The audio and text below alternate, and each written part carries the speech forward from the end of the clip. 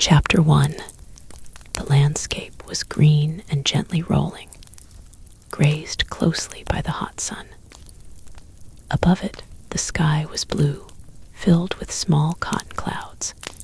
It was quiet, as were all of the mornings during this long summer vacation, when even the birds seemed lazy. In the middle of the peaceful valley was a small garden by a river that flowed past an unusual-looking house. It had a long balcony and was made entirely of wood. To one side stood a large garage with a huge wooden water tank perched on top. An old windmill kept watch over the garden, much like a lighthouse watches over its boats. It seemed to turn just for the fun of it in this little corner of paradise. Even the wind blew gently. Nothing on this beautiful morning hinted at the terrible adventure that was about to begin.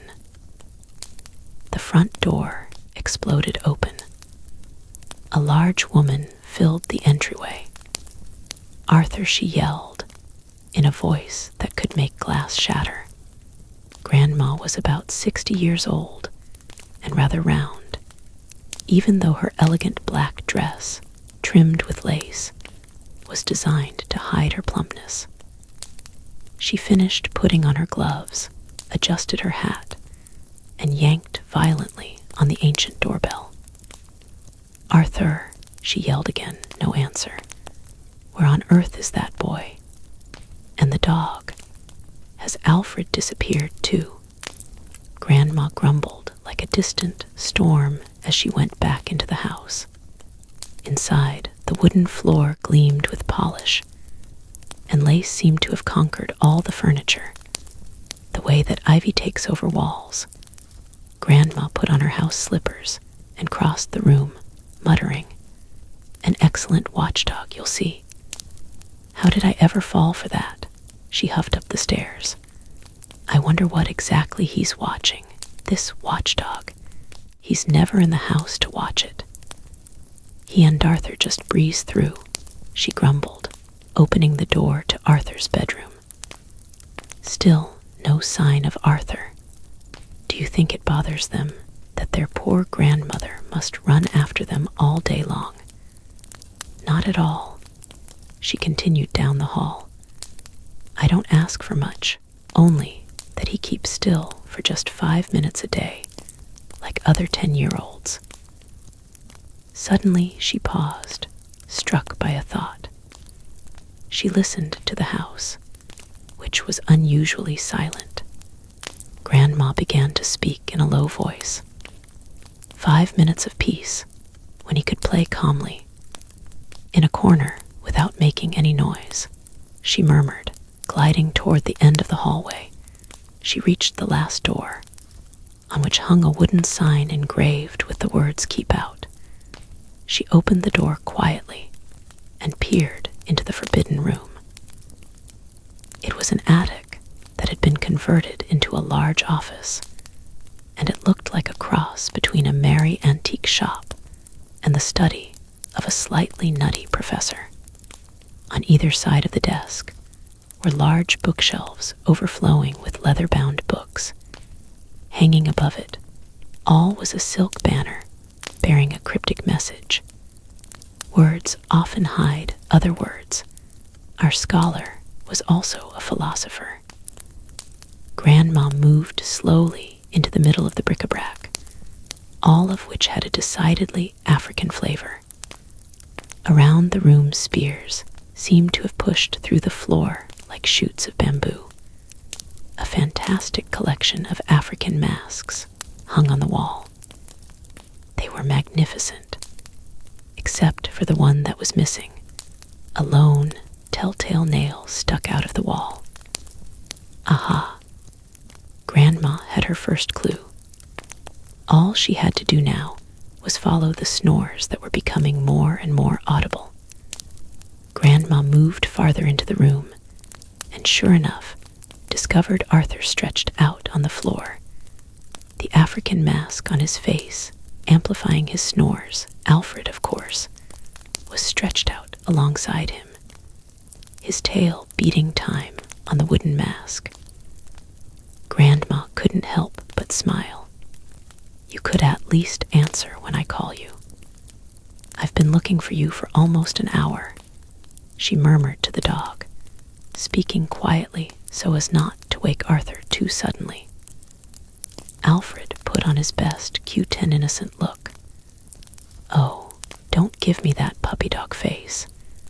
You know I don't want you in Grandpa's room and you're not allowed to touch his things," she said firmly, reaching to lift the mask off Arthur. In the light, he had the face of a naughty angel. Alfred whined a little, perhaps out of jealousy. "That's enough, Alfred. If I were you, I would make myself scarce for the next 5 minutes," she said sternly. Alfred took the hint and backed off. Grandma lovingly placed her hand on the boy's face. "Arthur," she murmured. The snoring only became louder. She changed her tone. "Arthur," she thundered, her voice echoing through the room. The boy jumped up with a start, bewildered and ready for battle. "Help and attack. Quick, men. Alfred, form a circle," he shouted, half asleep. Grandma grabbed his shoulders. "Arthur, calm down. It's me. It's Grandma," she barked. Arthur shook himself awake and realized who he was facing. "Oh, sorry, Grandma. I was in Africa." "I can see that," she replied with a smile. "Did you have a good trip?" "Fantastic. I was with Grandpa and a whole African tribe. They were friends of his," he added helpfully. Grandma played along. "Oh my, what happened?" "We were surrounded by dozens of ferocious lions that came out of nowhere." "My goodness. What did you do to escape?" she asked. "Me? Nothing," he replied modestly. "It was Grandpa who did everything. He unrolled a large cloth and we hung it up, right in the middle of the savannah." "A cloth? What kind of a cloth?" asked Grandma, mystified. Arthur was already climbing on a crate to reach the top shelf. He took down a book and opened it quickly to the right page. "There, see, like this." He painted a canvas that he hung in a circle around us. That way, the wild animals saw only the painted scenery. So they turned away and couldn't find us. It was as if we were invisible, he concluded with satisfaction. "Invisible, perhaps, but not odorless," Grandma responded. Arthur stared at her blankly. "Did you take your shower this morning?" she asked. "Well, I was about to, but then I found this book, and it was so interesting that I forgot everything else," he confessed, leafing through the pages.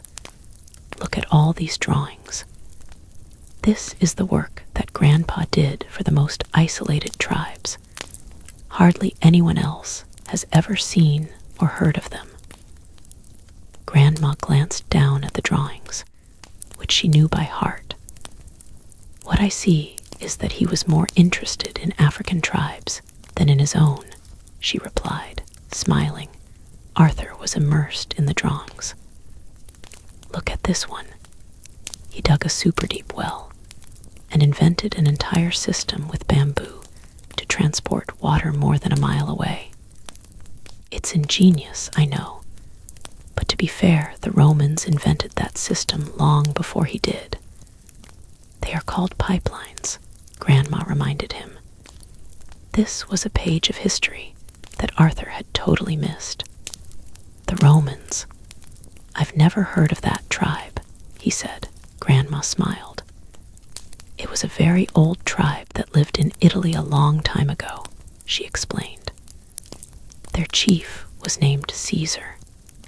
"Like the salad?" Arthur asked. "Yes, like the salad," replied Grandma, smiling once again. "Come on, let's straighten up. We have to go into town to do some shopping." "Does that mean no shower today?" asked Arthur with delight. "No, it just means no shower right now. You can take one when we get back. hurry up," Grandma ordered. Arthur carefully rearranged the books that he had scattered, while Grandma put back the African mask. They had a proud look, all these warriors' masks, which had been given to her husband as a sign of friendship from various tribes. Grandma gazed at them a moment, remembering the adventures that she had shared with her husband, who had been missing now for 4 long years. She let out a deep sigh, as long as a memory. "Grandma, why did Grandpa leave?" The question resonated in the silence. She glanced over at Arthur, who was staring up at the portrait of Grandpa in his helmet and full colonial garb. Grandma searched for the right words. She moved toward the open window and took a deep breath. "That, Arthur, is something I would really like to know," she answered, closing the window. She remained there for an instant, looking down at the garden. An old garden gnome smiled up at her from the foot of an imposing oak tree that overlooked the place. How many memories had this old oak accumulated during its lifetime? It could probably tell this story better than anyone, but it was Grandma who continued. Grandpa spent a lot of time in his garden, near that old oak tree that he loved so much. He said that it was 300 years older than he was, and so it must have a lot of things to teach him without making a sound.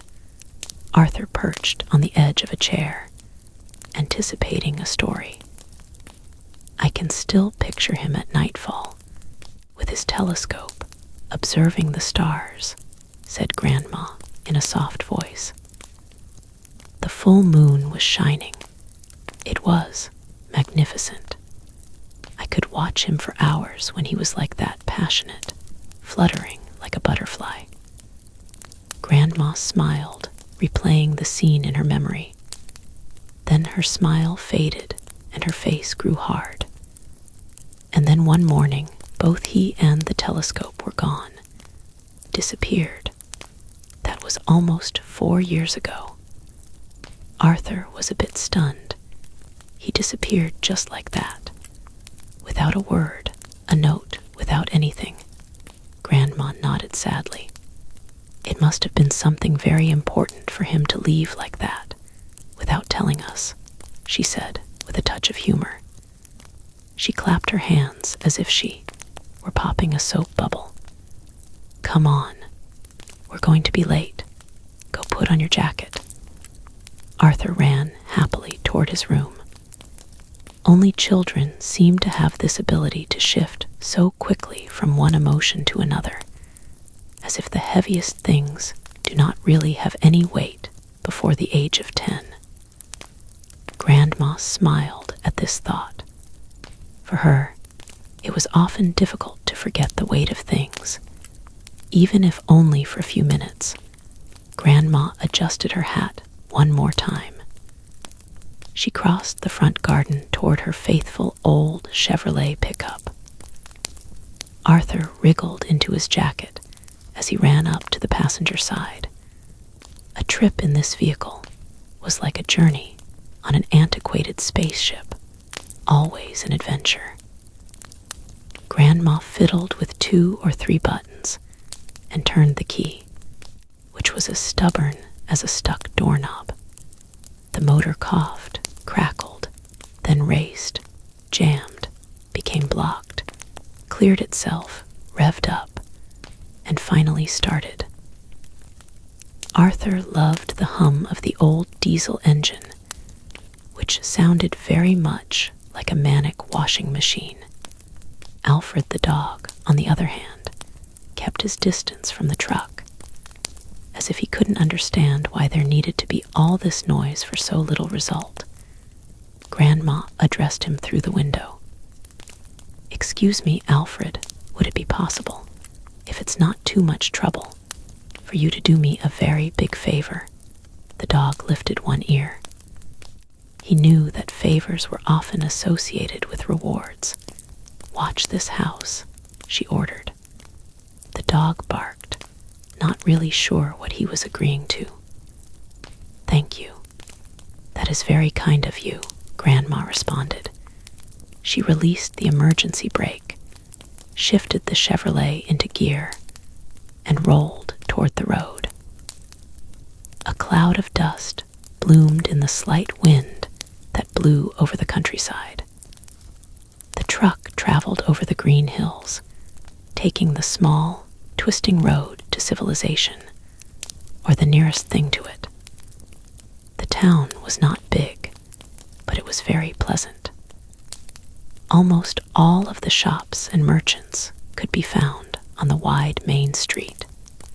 Grandma parked in front of a store that, without a doubt, was the largest in the town. An imposing sign announced the name of the owner and its purpose: Davido Corporation Food Suppliers, which meant that it covered a lot. Arthur liked to go to the supermarket. It was the most modern store in this friendly little town, the closest thing he had to a space station. And since he imagined himself to be traveling by spaceship, there was a certain logic to his thoughts, even if it was a logic that only children could comprehend.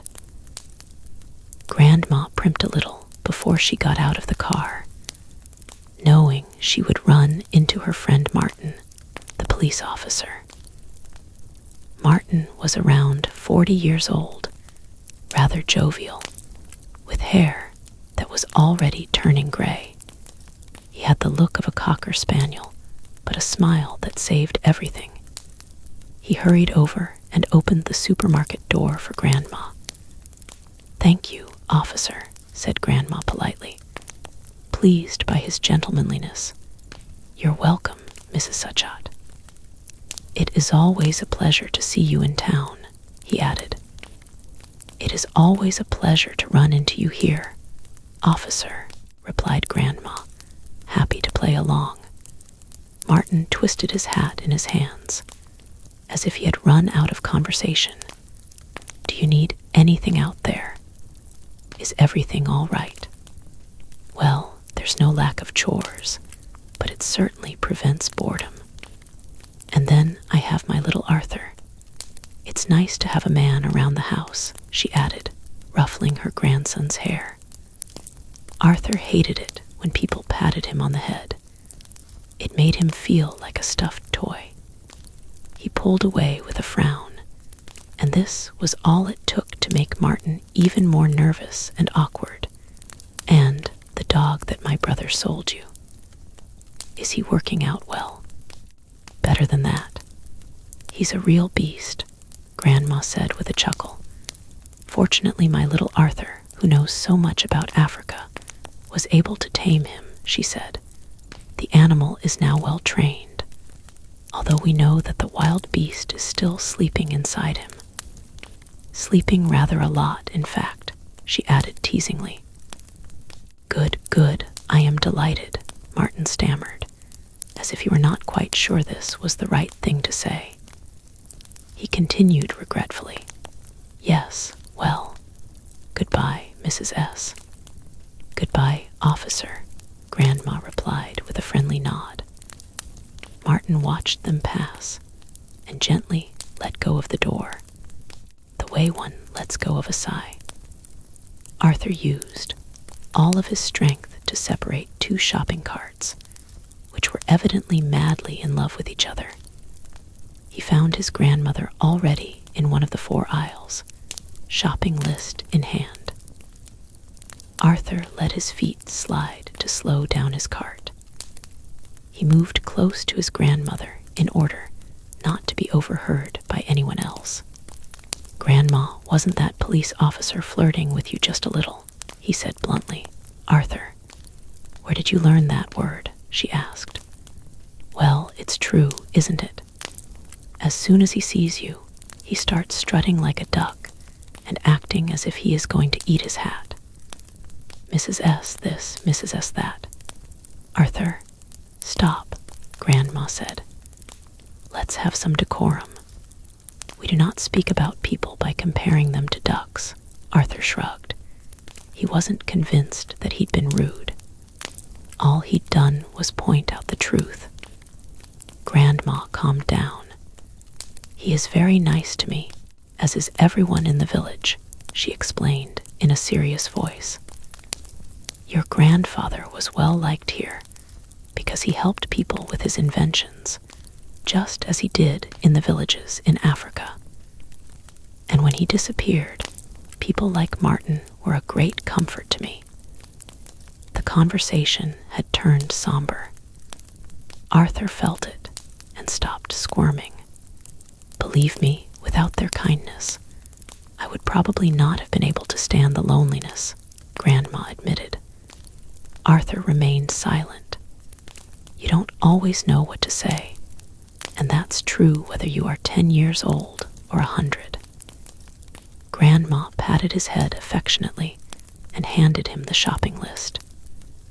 "Here, I'll let you do the rest. I know you like to. I have to go find something at Mrs. Rosenberg's.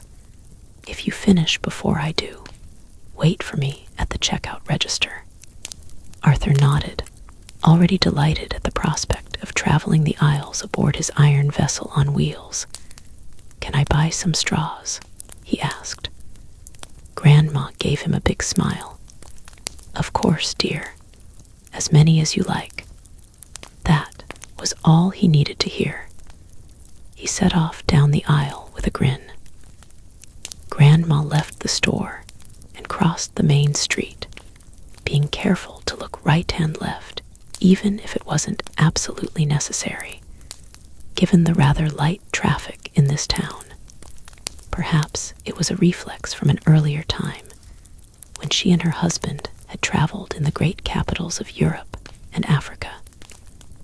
She entered the Rosenbergs' small hardware store, where even the doorbell had a story all its own.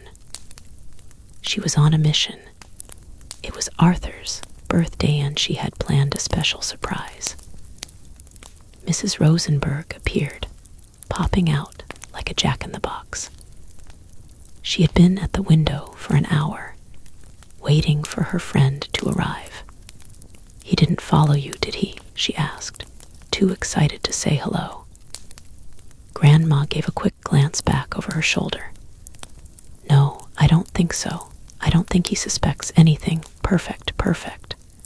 The merchant bounced as she went back into the store. She bent behind the imposing counter, took out a package wrapped in brown paper, and placed it delicately on the old wood surface. "Here you are. Everything's there," she said with a smile that made her look as if she were 5 years old.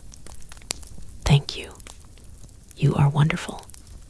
You cannot know how you have helped me with my surprise. How much do I owe you?" "What do you think?" "Nothing. I had a great time." Grandma was caught off guard, and her excellent upbringing forced her to insist, "Mrs. Rosenberg, that is very kind, but I cannot accept." Mrs. Rosenberg was already handing her the package. "Go on, don't argue, and hurry before he suspects something." She hustled her friend to the door. The two old ladies exchanged knowing smiles. "Go on, out with you," said Mrs. Rosenberg, "and I am counting on you to stop by tomorrow and tell me everything in the smallest detail." Grandma agreed with a smile. "I won't forget. See you tomorrow."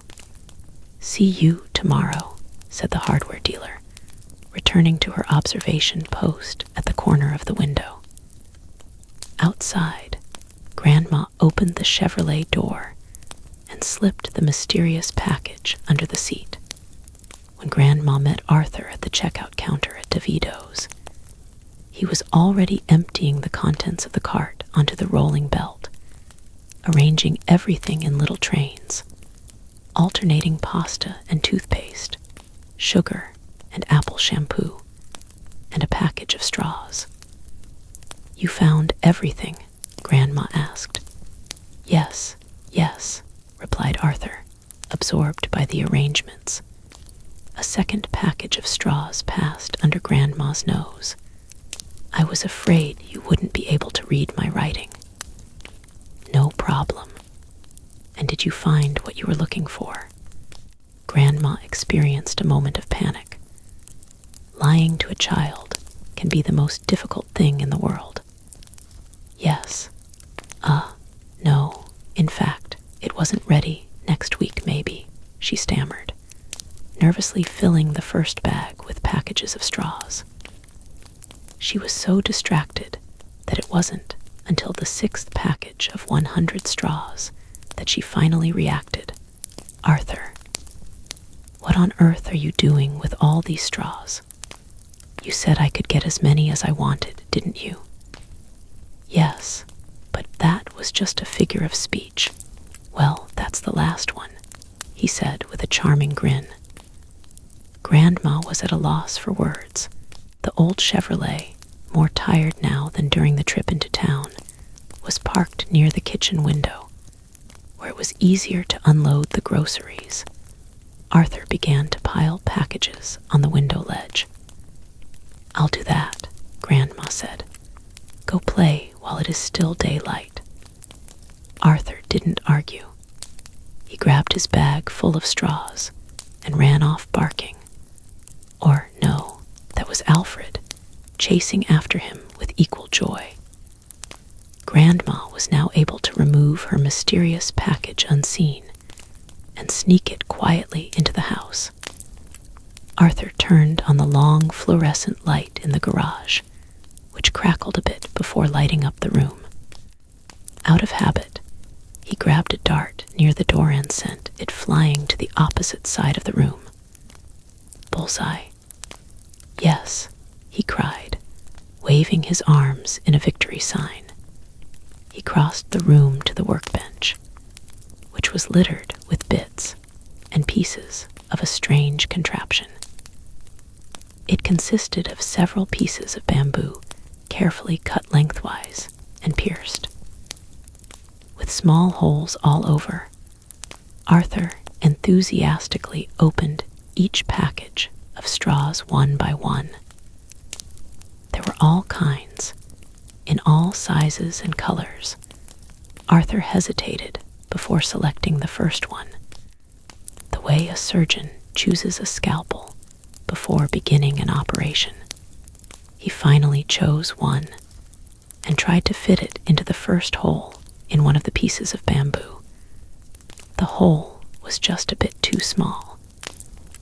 No problem, Arthur simply took out his Swiss Army knife and widened the hole. The second attempt was an immediate success. The straw fit perfectly. Arthur turned to his dog, the lone privileged witness to this memorable event. "Alfred, you are about to see the greatest irrigation system in the entire region. Bigger than Caesar's, more perfect than Grandpa's. Here it is. The Arthur system." Alfred yawned, overcome with emotion. Arthur the builder crossed the garden, carrying his immense length of bamboo, pierced with a dozen straws. On his shoulder, Grandma, still occupied with putting away the groceries, saw him pass by the kitchen window and was momentarily struck speechless. She blinked a few times, then shrugged her shoulders. Arthur placed the bamboo on small, branched tripods he had built for this purpose.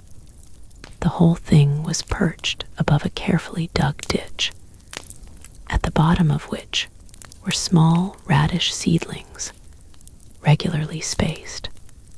Arthur went back to the garage, found the garden hose, and began to unroll it. So far, so good. Arthur, under Alfred's anxious eye, attached the hose to the end of the bamboo, sticking it in place with pieces of multicolored modeling clay.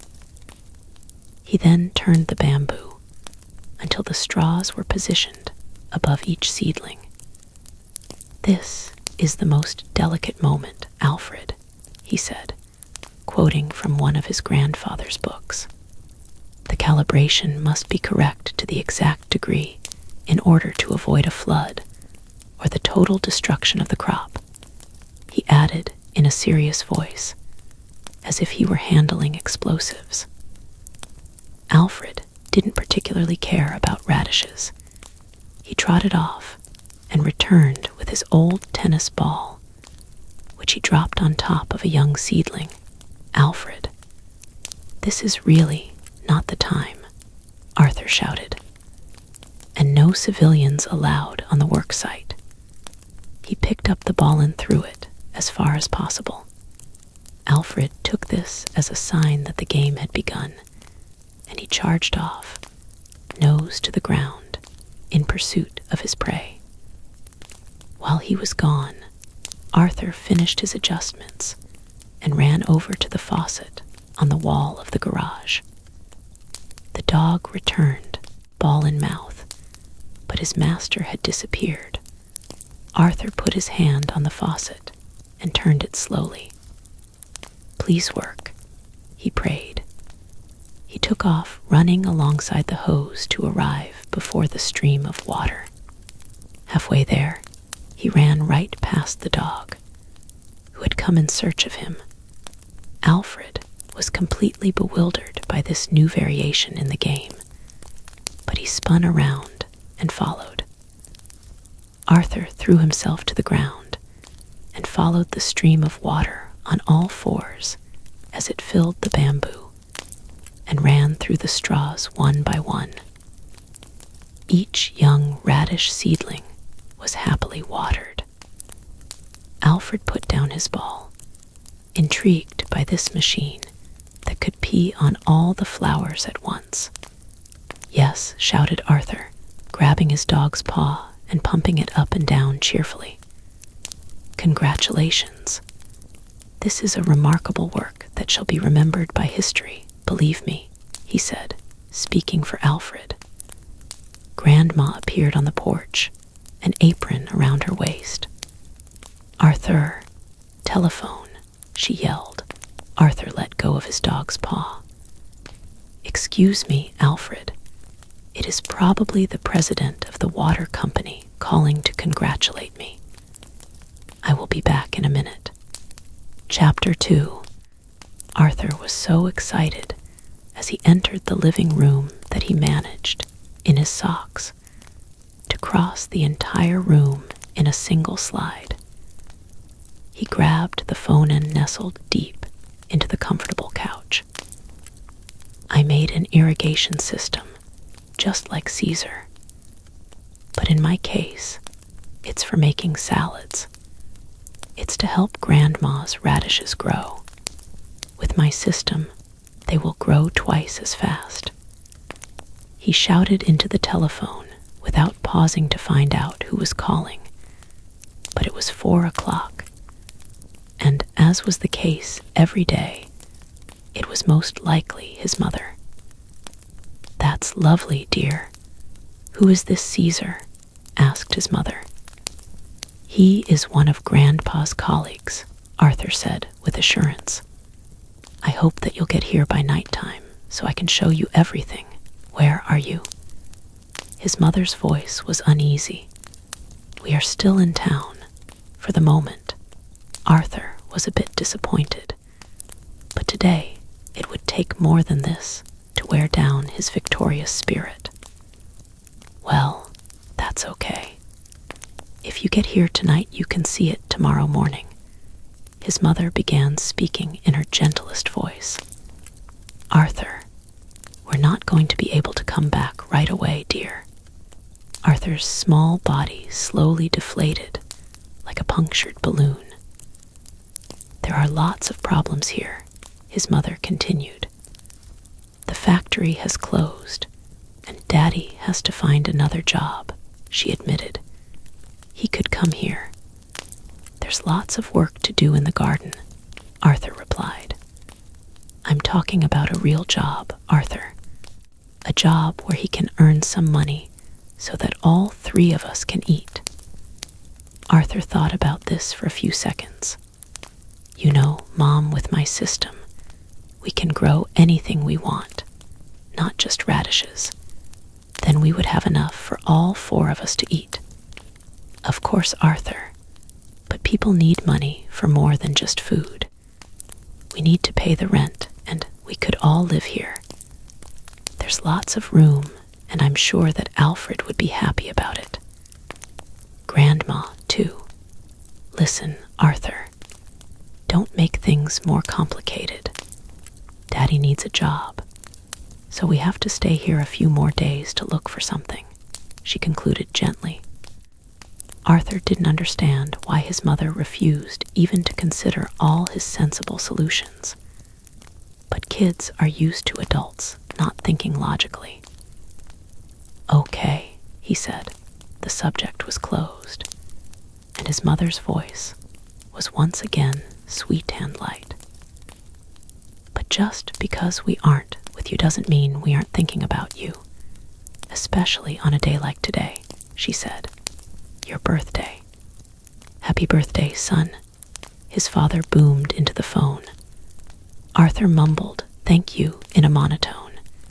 His father tried to sound cheerful. So you thought we forgot? Well, we didn't. Surprise. A 10th birthday is not easy to forget. You're a big boy now. My own big boy. Grandma was watching from a corner of the kitchen, as if she knew the conversation was painful for her grandson. Did you like your gift? His father asked. He doesn't have it yet, you idiot. His mother growled in a low voice. She tried to cover up for her husband's mistake. I arranged it with Grandma, Arthur dear. Tomorrow you will go into town with her and you can choose whatever present you want. Not too expensive, though, added his father. Francis, growled Arthur's mother. I was joking, his father mumbled. Arthur sat like a stone, holding the receiver to his ear. Okay, well, we'll let you go, son, because the telephone isn't free and we can't let your mother go on and on. Through the telephone, it was possible to hear his mother smack his father on the head. So goodbye, son, and once more his parents began to sing together. Happy birthday to you. Arthur hung up, almost without emotion. It occurred to him that there was more life at the end of his bamboo pole than at the end of this telephone line. He looked at his dog, sitting expectantly in front of him, awaiting the news. It wasn't the president of the water company, said Arthur. He suddenly felt a real moment of loneliness, a hole inside that was round and dark. Alfred offered his ball one more time as a way of changing the subject, but a little song called their attention away from their sad thoughts.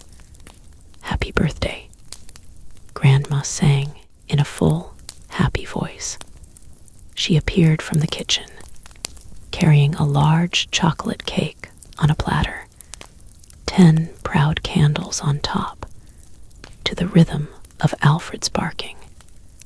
He couldn't stand for people to sing without him. She entered the room and placed the cake in front of Arthur. His face lit up. Grandma laid 2 small presents alongside the cake as she finished the song. Arthur threw his arms around his grandmother. You are the most beautiful and the most fabulous grandmother ever, he cried wholeheartedly. And you are the sweetest grandson ever. Go ahead, blow out the candles. Arthur took a deep breath, then stopped. It's too beautiful. Let them burn a little longer. Let's open the presents first. If you want to, Grandma relented, amused. That one is from Alfred. It's very nice of you to have thought of me, Alfred, said Arthur with some astonishment. Well, have you ever forgotten his birthday? Grandma asked. Arthur smiled at that and opened the little package. It was a brand new tennis ball. He was dumbfounded. Wow, We've never had a brand new one. It's awesome. Alfred barked, ready to play. Arthur prepared to throw the ball, but his grandmother intervened.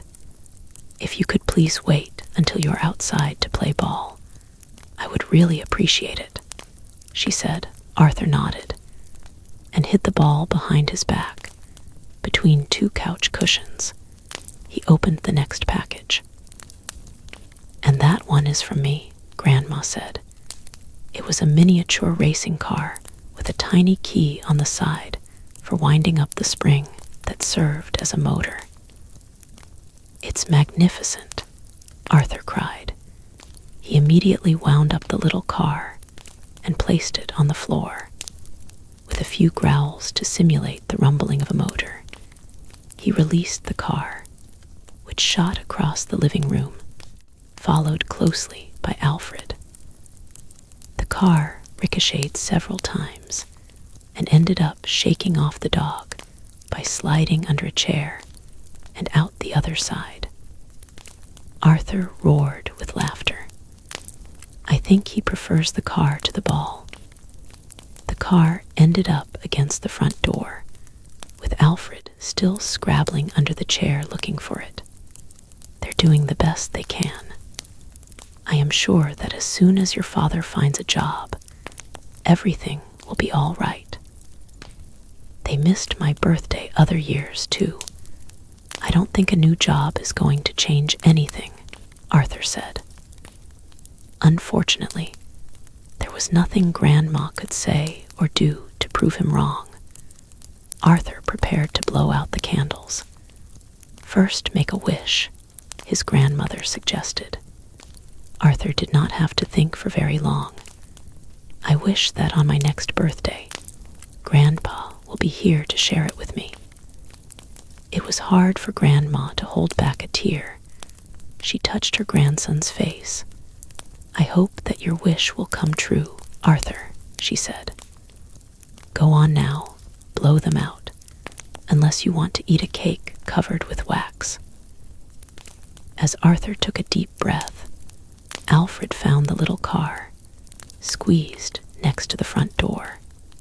But a menacing shadow loomed at the window, so menacing that the dog did not dare get close enough to pick up the toy. The shadow approached and opened the door, causing a gust of air to swoop through and blow out the candles at the very moment that Arthur was preparing to do so. The silhouette advanced with slow, loud footsteps toward the living room. Frozen with fear, Grandma and Arthur stayed very still. The visitor finally moved into the light. He was about 50 years old, an imposing figure with an emaciated face that was unwelcoming, both up close and from afar. The man removed his hat and smiled a smile that seemed to hurt his face. Have I arrived at a good time? He asked. Grandma recognized him.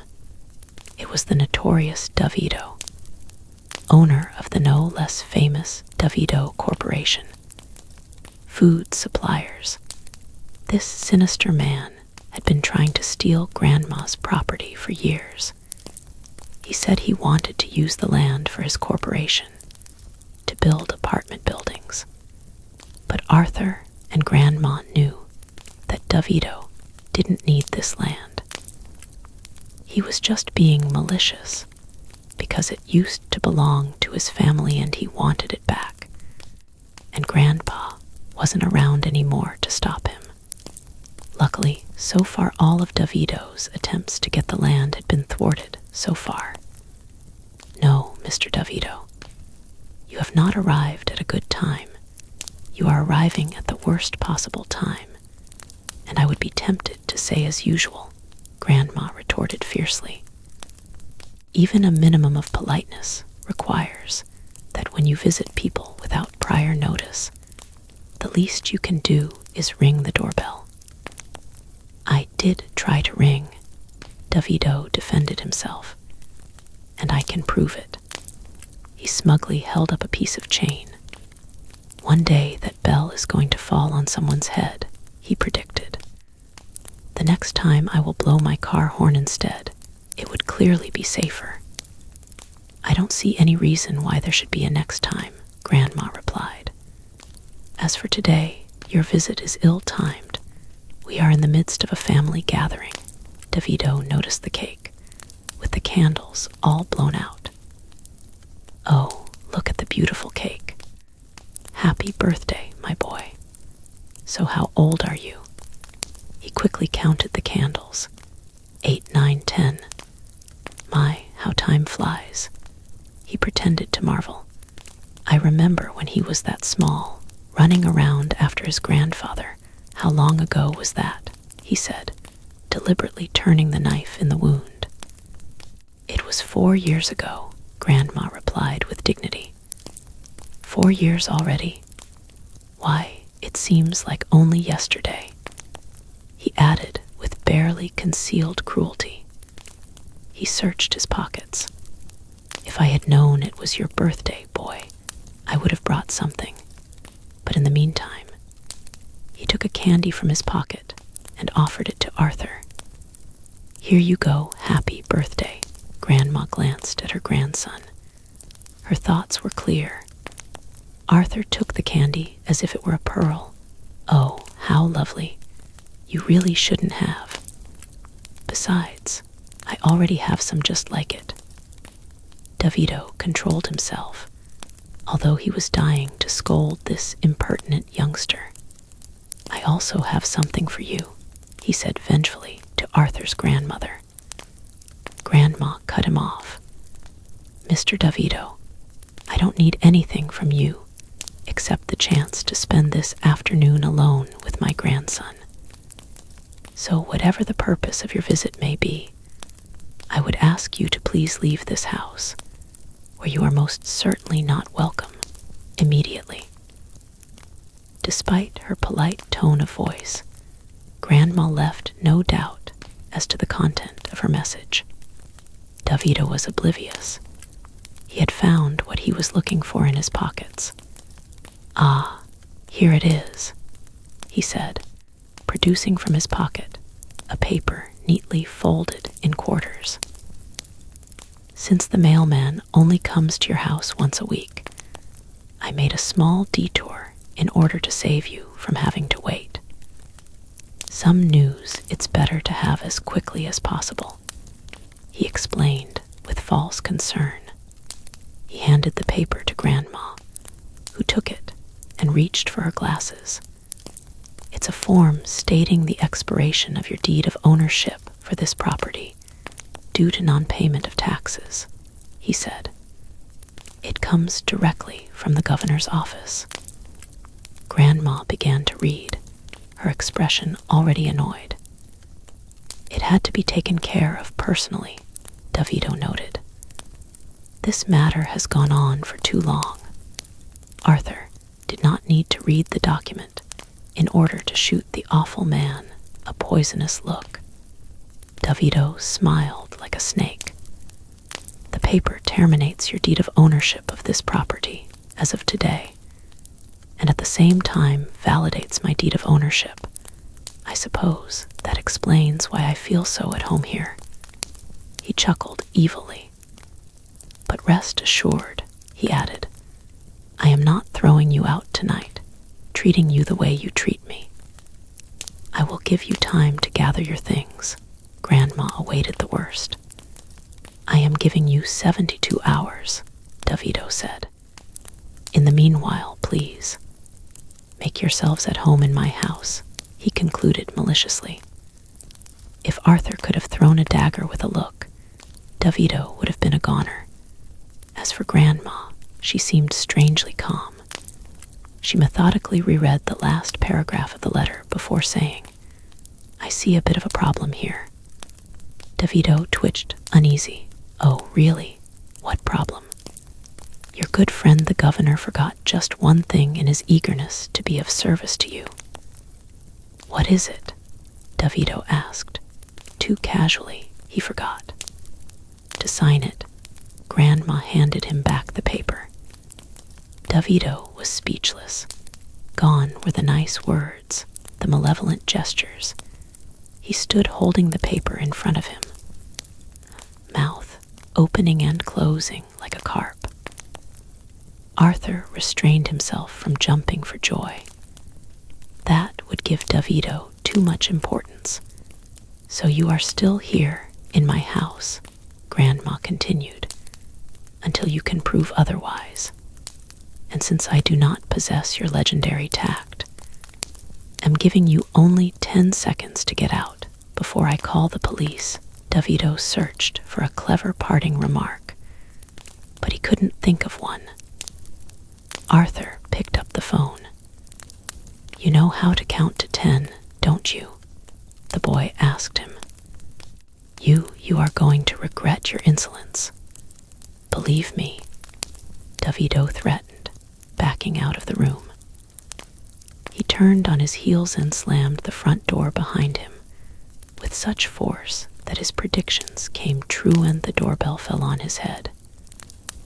Half senseless, blinded with pain, he blundered into the wooden column, missed the step, and fell right into the gravel.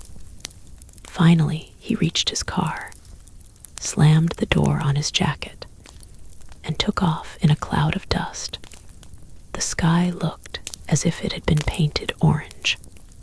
As for the sun, it seemed to be trying to roll along the hill, as it did in the marvelous engraving that Arthur caressed with the tips of his fingers. The scene was an African savanna, bathed in the light of the end of day. You could almost feel the heat. Arthur was in his bed, the smooth headboard smelling of apples, with a large leather book on his knees. He had chosen one of his grandfather's books, as he did every night, to accompany him to the land of dreams. He was especially excited about this one, because it had been hidden behind all the others, and he'd never seen it before. Grandma sat down next to him and beamed at the sight of the engraving. Every night we witnessed this marvelous spectacle, and it was precisely in this setting that your mother was born, Grandma recounted as Arthur drank in her words. While I was giving birth in a tent, your grandfather was outside painting this landscape for me. Arthur smiled. Tell me again what you were doing in Africa, he asked. I was a nurse, and your grandfather was an engineer. He built bridges, tunnels, roads. That is where we met. We were both there because we wanted to help and to learn more about the marvelous people of Africa. Arthur carefully turned the page and moved to the next one.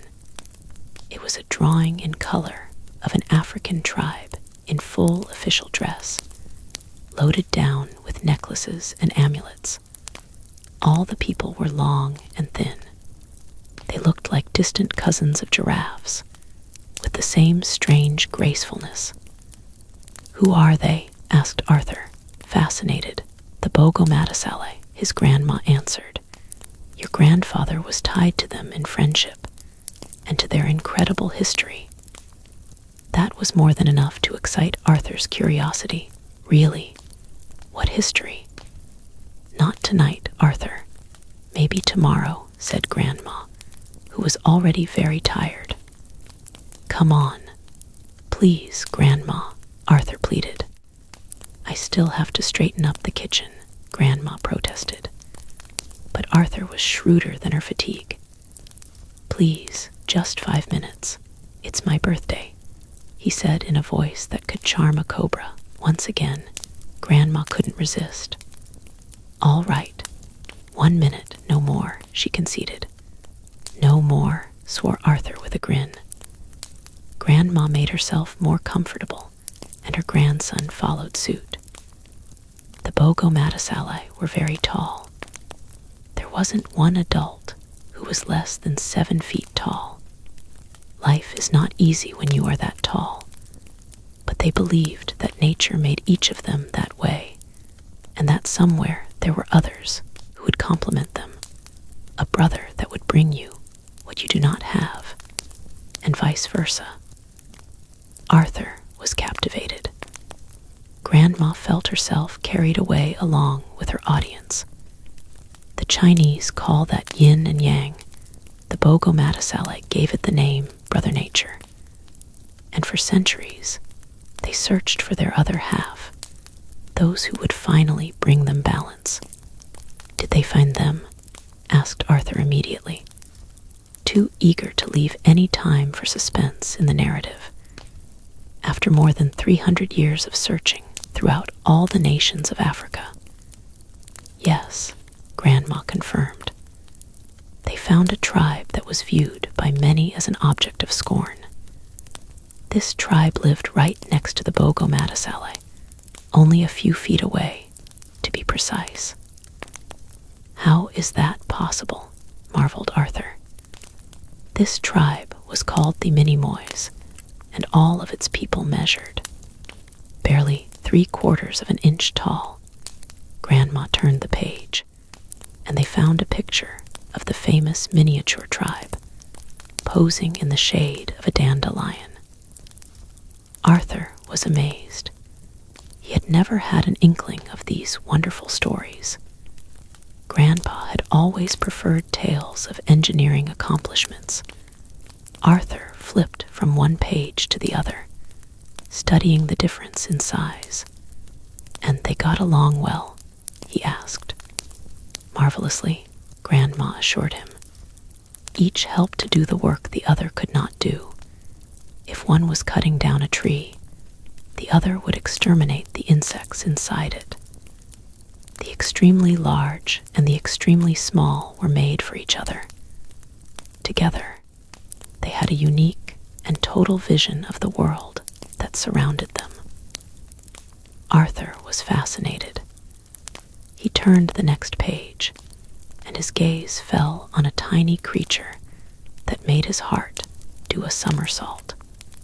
Two large blue eyes under rebellious red bangs stared back at him with a look that was as mischievous as a young fox, with a small smile that could melt even the hardest heart.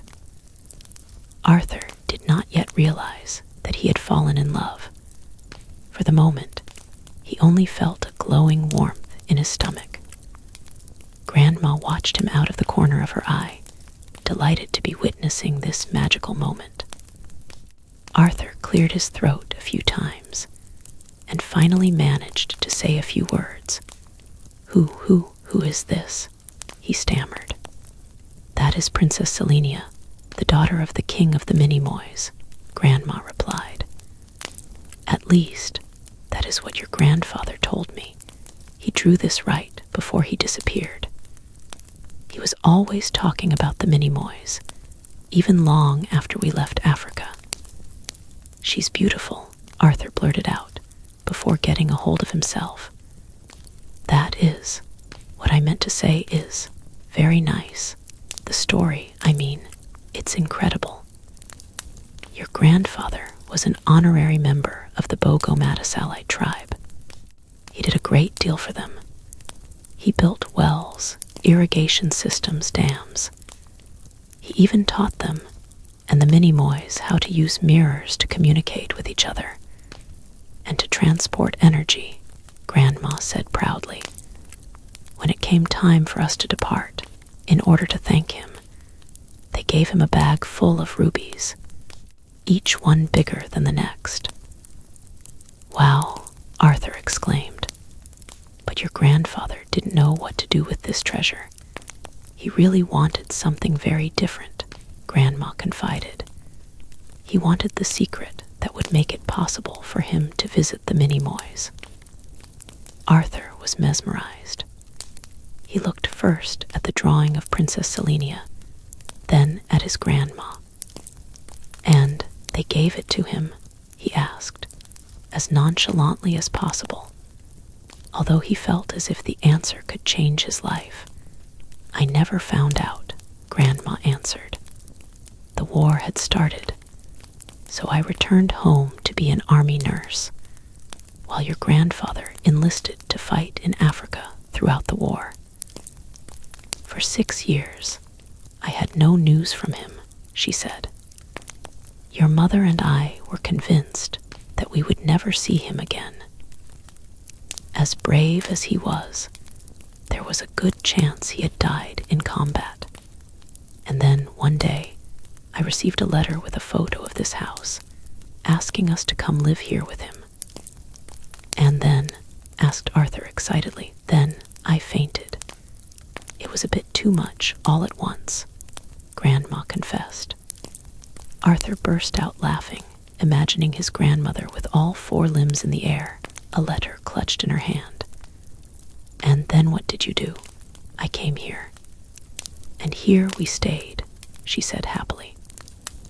Grandpa was very strong, wasn't he? Arthur asked. Grandma stood up and closed the book. Yes, and I am most certainly too weak. The minute is up, time for bed. She pulled down the covers so that Arthur could slide his legs in. I would like to find the Minimoys, too, he added, pulling the blanket right up to his chin. If Grandpa returns someday, do you think he will tell me the secret? If you are a good boy and you do as I say, I will ask him for you, Arthur hugged her. Thank you, Grandma. I knew I could count on you. Now go to sleep, she said firmly. Arthur turned around and threw himself on his pillow, pretending to be asleep already. Grandma kissed him affectionately, picked up the book, and turned off the light, leaving Arthur to his dreams of Selenia. She quietly entered her husband's study, avoiding the squeaky floorboards, and returned the precious book to its place. Then she stood for a moment before the portrait of her husband. She let out a sigh that seemed enormous in the quiet of the night. We miss you, Archibald, she confessed. We really miss you very much. Chapter 3. The garage door was so heavy that opening it was like opening the drawbridge of a castle, and it always took Arthur a few seconds to recover. He got down on his knees and took his racing car out of the garage. 800 horsepower in only 3 inches. All it took was imagination, and that was something Arthur never lacked. He put his finger on the car and rolled it, adding a soundtrack of growls, vrooms, and other noises worthy of a Ferrari. He also lent his voice to the 2 drivers that he imagined on board, and to their boss, who was guiding them from afar. Gentlemen, I want a complete report on our worldwide irrigation system, he said, cupping his hands as if talking through a megaphone. Right, Chief, he replied, pretending to be the driver. And be careful with this new car. It is extremely powerful, added the boss. Okay, Chief. Don't worry, the driver assured him as he left the parking space and drove deep into the garden grass. Grandma pushed open the front door. She was carrying a large basket full of wet laundry to the end of the garden to hang on the clothesline. Arthur steered his car as it descended into the ditch, and then chugged alongside the impressive irrigation system. Patrol car to Central. Everything appears to be in order, the driver reported. But the patrol spoke too soon. All at once, an enormous and brand new tennis ball loomed out of nowhere, completely blocking the passage. Oh no, directly ahead. It's a disaster. Patrol, what's happening? Report, cried the chief, who could see nothing from his office. It's a landslide. No, it's not a landslide. It's a trap. It's Bigfoot.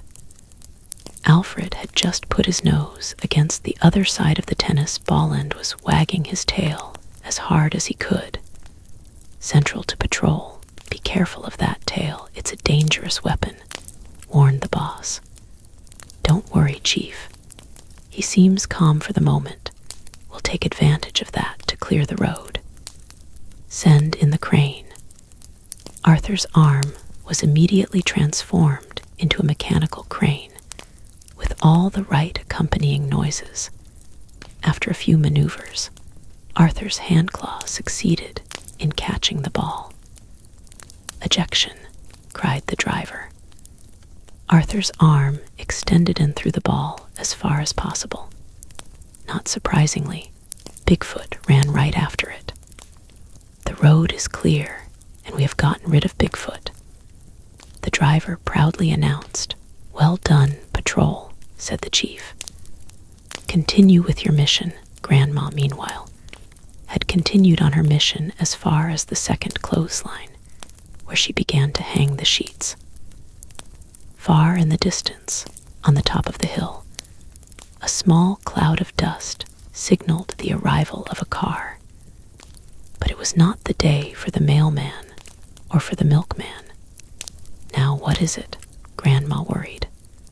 Arthur, unaware of the approaching vehicle, was still on patrol, where a new drama was taking place. Bigfoot had returned.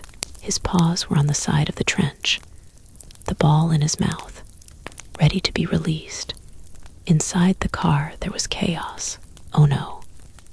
We are doomed, cried the assistant driver. Never, the driver decreed in Arthur's most heroic voice. Arthur furiously wound the key on the side of the car. Bigfoot dropped his bomb into the trench. Hurry, begged the assistant, or we are all going to die. The ball rolled along the trench toward them. Arthur pointed the car in the direction for escape. Bonsai, he yelled, even though the Japanese expression was not exactly appropriate for the situation. The car leaped forward, propelled by the wind from the ball that was hurtling toward it. The racing car cut neatly across its path, like a fighter plane, shooting swiftly out of harm's way. The ball rolled off into the distance, but unfortunately, the car was now on a collision course with the side of the trench, which appeared to be an impassable wall. We're doomed, moaned the assistant.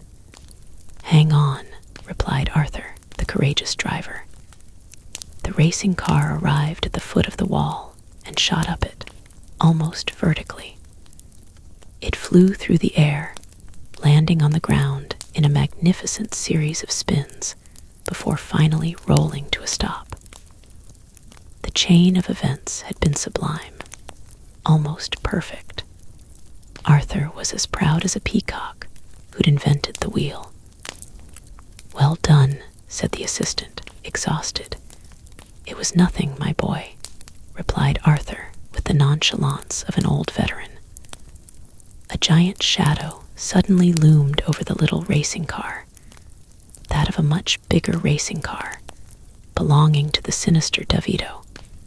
The larger car rolled to a stop, leaving Arthur's car trapped underneath. Through the windshield, DeVito looked very pleased with himself. Bigfoot Alfred trotted up with his toy again, but from Arthur's expression, he could tell that this was not the best time for games. With a small whine, he dropped the ball, which rolled to the end of the asphalt, crossed under the real car, and came to a stop directly under DeVito's foot as he stepped out of the vehicle. The result was unexpected. DeVito stepped on the ball, slipped, fell, and found his arms and legs pinwheeling in the air. Arthur was on the ground too, but that's because he was laughing so hard. Patrol to Central. Bigfoot has just claimed another victim, announced the driver. Alfred barked and wagged his tail. DeVito scrambled up as best he could and brushed himself off. Angrily, he grabbed the ball and threw it as far as possible. A tearing sound ripped through the silence, and at the same time, through the underarm seam of his jacket. The ball landed in the water tank on the garage. Furious about the damage to his jacket, but satisfied with his throw, Davito rubbed his hands together. "Your turn, Central," he said to Arthur vengefully. Arthur just looked at him without saying anything. Davito spun on his heel and headed toward the end of the garden, where Grandma had just hung one of the sheets lengthwise across the clothesline and was turning to get another from her basket. She found herself face to face with Davito. "You startled me," Grandma scolded. "I am so sorry," said Davito, obviously lying. "Spring cleaning. Do you need a hand?" "No, thank you. What do you want now?" asked the old lady. "I wanted to apologize. I made a mistake the other evening, and I came to make amends," he said slyly. Once again, Davito whisked a piece of paper out of his pocket and flourished it under Grandma's nose. "Here, it is fixed. Now the paper is properly signed." He took a clothespin and hung the paper on the line. "You didn't waste any time," Grandma conceded, sick to her stomach. "Oh, it was a lucky coincidence," he said. "I was going to church, like I do every Sunday morning, and who should I meet there but the governor?" "You go to church on Sunday? That's funny. I've never seen you there," Grandma replied implacably. "I usually stay in the back, out of humility." "I was surprised myself not to see you there this morning," he answered. "On the other hand, I did run into the mayor, who confirmed my deed of sale."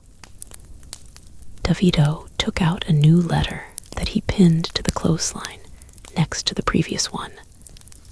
"I also ran into the notary, and he validated the purchase," he said, hanging up yet another letter. "Moreover, the banker and his charming wife have hereby transferred your debt on the property to me." A fourth letter was pinned next to the others. Unnoticed by the adults, Arthur had begun to climb up the north side of the water tank. Alfred was watching from below. He did not look very happy about the situation. Davito continued to hang up letters. He was already on the 9th. The surveyor, who authenticated the property lines, he continued relentlessly. And finally, the police commissioner, who countersigned the notice for your eviction within 72 hours. He proudly hung up the 10th and last letter. "That makes 10, my lucky number," he added with sadistic glee. Grandma was vexed and speechless. "There. So, unless your husband returns to do his taxes, or you settle your debts within the next 72 hours, this house will be mine." "You have no heart, Mr. Davito," Grandma finally managed. "Not true. I have a rather generous nature. That is why I have previously offered you a good sum for this miserable property. But you wouldn't hear of it. The house has never been for sale, Mr. Davito." Grandma reminded him for the 100th time. "See what a bad attitude you have," he replied. Arthur balanced himself on the edge of the large tank, which was half full of water. The tennis ball floated peacefully on the surface. Arthur imagined himself as an acrobat. He squeezed his legs around the wooden edge and reached out for the ball.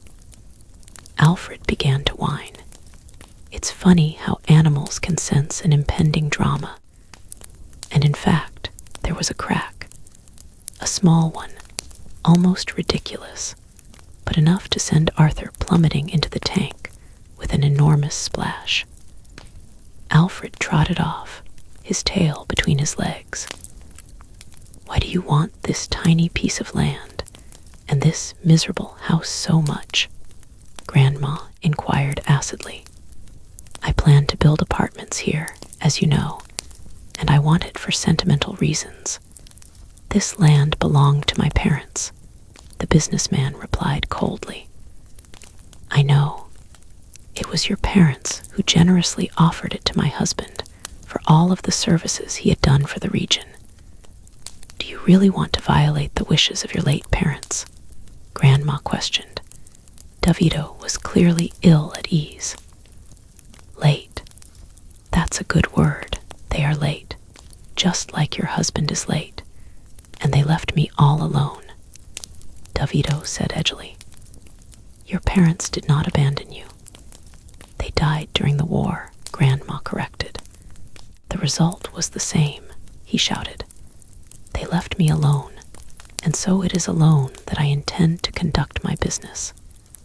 And if your husband has not paid his debt by noon 3 days from now, I shall be obliged to evict you, whether your laundry is dry or not. Davido lifted his chin, turned around, and came face to face with Arthur, who was standing there drenched from head to foot. The businessman clucked disapprovingly, sounding rather like a turkey when it finds out that it has been invited for Christmas dinner. You should hang him out to dry, too, he added in a mocking tone. Arthur glared at him. Davido headed off toward his car, still clucking. He slammed the door, turned on the engine, and let the wheels spin, kicking up a thick cloud of dust. The little racing car was knocked out of the car's shadow, somersaulted a few times, rolled backward a bit, and fell into the opening of a drain pipe. Davido took off, followed by his thick cloud, which settled over all the clothes that were hung out to dry. Arthur and his grandmother were also coated with the yellow dust. Exhausted, Grandma sat down on the front steps. My poor Arthur. This time, I don't think I will be able to stop that greedy Davido, she said sadly. Didn't he used to be a friend of grandfather's? Arthur asked, sitting down next to his grandmother. At first he was, she admitted. When we arrived from Africa, Davido couldn't tear himself away from your grandfather. He stuck to him like glue, but Archibald never really trusted him, and he was right. Will we have to leave the house? Asked Arthur worriedly. I am afraid so, the poor woman admitted. Arthur was overwhelmed by the news. How could he live without this garden, the place for all his games, his sole refuge? And where would his grandmother go? He had to find a solution. What about the treasure, the rubies offered by the Bogo Matasale? He asked, full of hope. What did Grandpa do with all that? Couldn't we use it to save the house? Grandma pointed to the garden. It's out there somewhere. You mean the treasure is hidden in the garden? Arthur asked. That's what your grandfather told me. So well hidden that even though I have dug everywhere, I have never been able to find it, Grandma confessed. Arthur was already on his feet.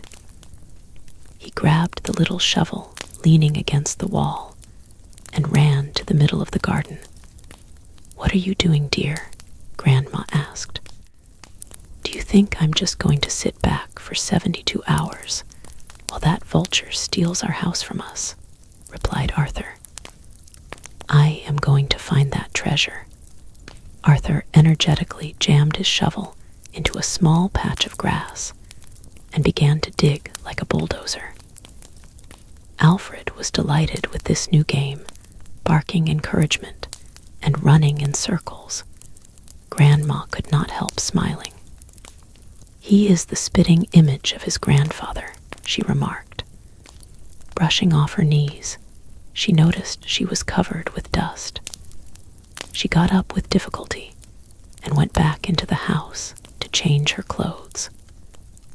A few drops of sweat had beaded on Arthur's forehead. He was already digging his third hole.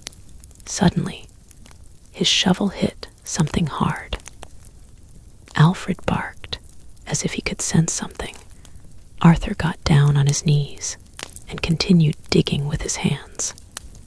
"If you found the treasure, you really are the best dog in the world," Arthur said to his dog, who was wagging his tail almost hard enough to take flight. Arthur burrowed into the ground a little more, brushed his hand along the object, and pulled it out of the ground. It was a bone. "That's not the kind of treasure we're looking for, you wild animal. We need a real treasure," exclaimed Arthur, throwing away the bone and starting to dig a new hole. The door to Archibald's office opened slowly. Grandma took a few steps in and looked around at the space. It was a real museum.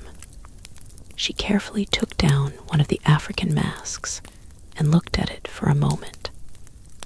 Her eye caught that of her husband, gazing down from his portrait. "I am sorry, Archibald, but we no longer have a choice," she said bitterly. She lowered her eyes and left the room, the African mask under her arm. Arthur reached the bottom of a new hole, where he found yet another bone. Alfred pretended to be surprised, too. "Did you rob a butcher shop or something?" Arthur asked him in an exasperated voice. Grandma came out of the house with the mask, which was carefully wrapped in paper so her grandson wouldn't see it. I have to do some shopping in town," she said. "Do you want me to go with you?" Arthur asked politely. No, continue to dig. That's a good idea. After all, you never know." She quickly got into the old Chevrolet and started the engine. "I won't be long," she cried over the noisy motor. The pickup took off in a cloud of dust. Arthur was somewhat perplexed by the sudden departure of his grandmother, but duty called. He returned to digging. Chapter 4. The pickup came to a halt in the center of a large city. This was nothing like the charming village where Grandma regularly did her shopping. This was a real metropolis, several miles away. Here the shops displayed their wares to hundreds of curious shoppers. Here everything seemed prettier, bigger, richer. Grandmother held her head high, determined not to let the big city make her feel small. She stopped in front of a shop and took a business card out of her purse, verifying that she was at the correct address. She entered the small antique shop. At least it appeared small from the window, but inside it seemed to go on forever. Hundreds of objects and pieces of furniture of all kinds and from all periods were piled high. Fake Roman gods, made of stone, stood next to genuine Mexican saints, made of wood. Fossils spilled out from porcelain vases like an invitation to massacre. Old books bound in leather leaned next to simple paperbacks and seemed to coexist peacefully despite their differences in age and language. Behind the counter, the owner was reading the newspaper. Part antique dealer, part pawnbroker. Nothing about the man inspired trust. As Grandma approached, wading through the junk, he did not even bother to look up. "Can I help you?" he said automatically. Grandma jumped at the sound of his voice. "Excuse me," she said, nervously showing him the business card. "You were at our house some time ago, and you mentioned if one day we wanted to sell some of our old furniture or objects." "Yes, that is possible," he replied vaguely. "Well, I have an object that comes from a personal collection," Grandma stammered. "I would like to know if it has any value." The man sighed as he put down his newspaper and slipped off his glasses. He folded the paper and took the mask into his hands. "What is this?" he asked. "A carnival mask." "No, it is an African mask. This one belonged to the chief of the Bogo-Matasele tribe. It is unique," said Grandma with pride and respect, hiding her resentment at having to let go of such a beautiful artifact. The antiques dealer seemed interested. He studied it for a minute. $1.50, he said with assurance. Grandma gasped. $1.50? That's impossible. This is a unique item of inestimable value, which the antiques dealer did not give her time to finish her sentence. Fine, $1.80. That's the best I can do, he said. This type of exotic item doesn't sell very well right now. People want practical items, concrete, modern, I'm sorry. Do you have anything else? Grandma was bewildered. If perhaps, I don't know, she stammered. What is selling well right now? The antiques dealer finally smiled. Without question, books. Arthur threw aside his shovel, discouraged. Alfred, on the other hand, was perfectly happy with his pile of bones. The garden now resembled a minefield. Arthur filled a large glass of water from the kitchen faucet and drank it down in one gulp. Then he went to Grandma's room, took down the key hanging on the bedpost, and headed for his grandfather's study. He entered slowly, lit one of the beautiful Venetian lamps, and sat down at the desk. For a long time, he stared at the portrait of his grandfather, who, despite his smile, remained silent.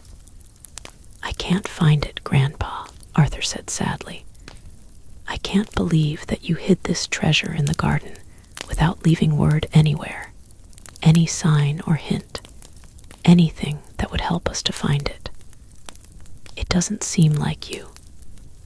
The painting continued to smile. Archibald was still silent. Unless, maybe I haven't looked for it correctly. Arthur grabbed the first book above the desk and began to leaf through it. Several hours passed. Arthur had gone through almost all the books, piling them high on the desk. Night had finally fallen, and he ached all over. He finished with the book that his grandmother had read to him the night before. Once again, he saw the drawing of the Bogo-Matasele, then that of the Minimoys. He skipped a few pages and came across a much more disturbing drawing. It was an evil shadow, like an emaciated body, only vaguely human-looking. The face had no expression, and only 2 red points for eyes. A shiver ran through Arthur from head to foot.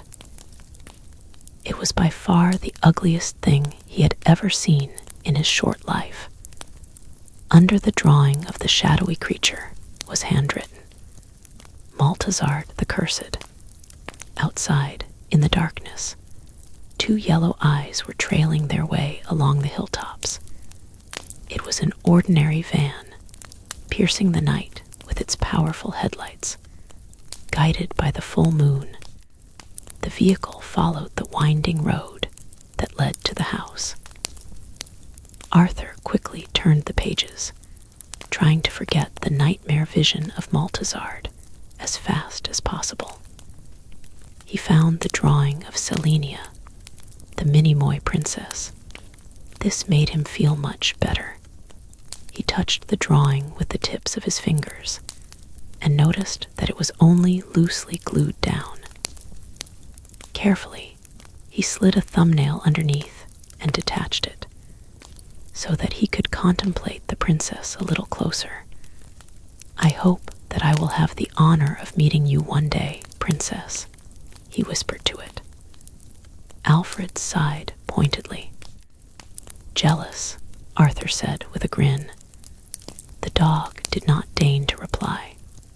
Just then they heard a vehicle rolling up-end parking outside. Arthur thought it was probably Grandma, returning at last. He absent-mindedly turned over the drawing and discovered another one on the back. The boy's face lit up. I knew he had left a sign, he yelped joyously. The drawing was a map to the land of the Minimoys. It was sketched in pencil, rather poorly drawn or perhaps done very quickly. There was also a sentence that Arthur read out loud. To find the country of the Minimoys, trust in Shakespeare. Who is that? He asked himself. He stood up and turned the map in all directions. Something about the location seemed oddly familiar. So the entrance to the Minimoys' world is here, next to this tree. Wait, I know this tree. And here's the house, and that way's north. He ran over to the window and threw it open. The map corresponded exactly to the view that he had from the study window. The large oak tree, the garden gnome, the moon, everything is there, exclaimed Arthur. We found it, Alfred.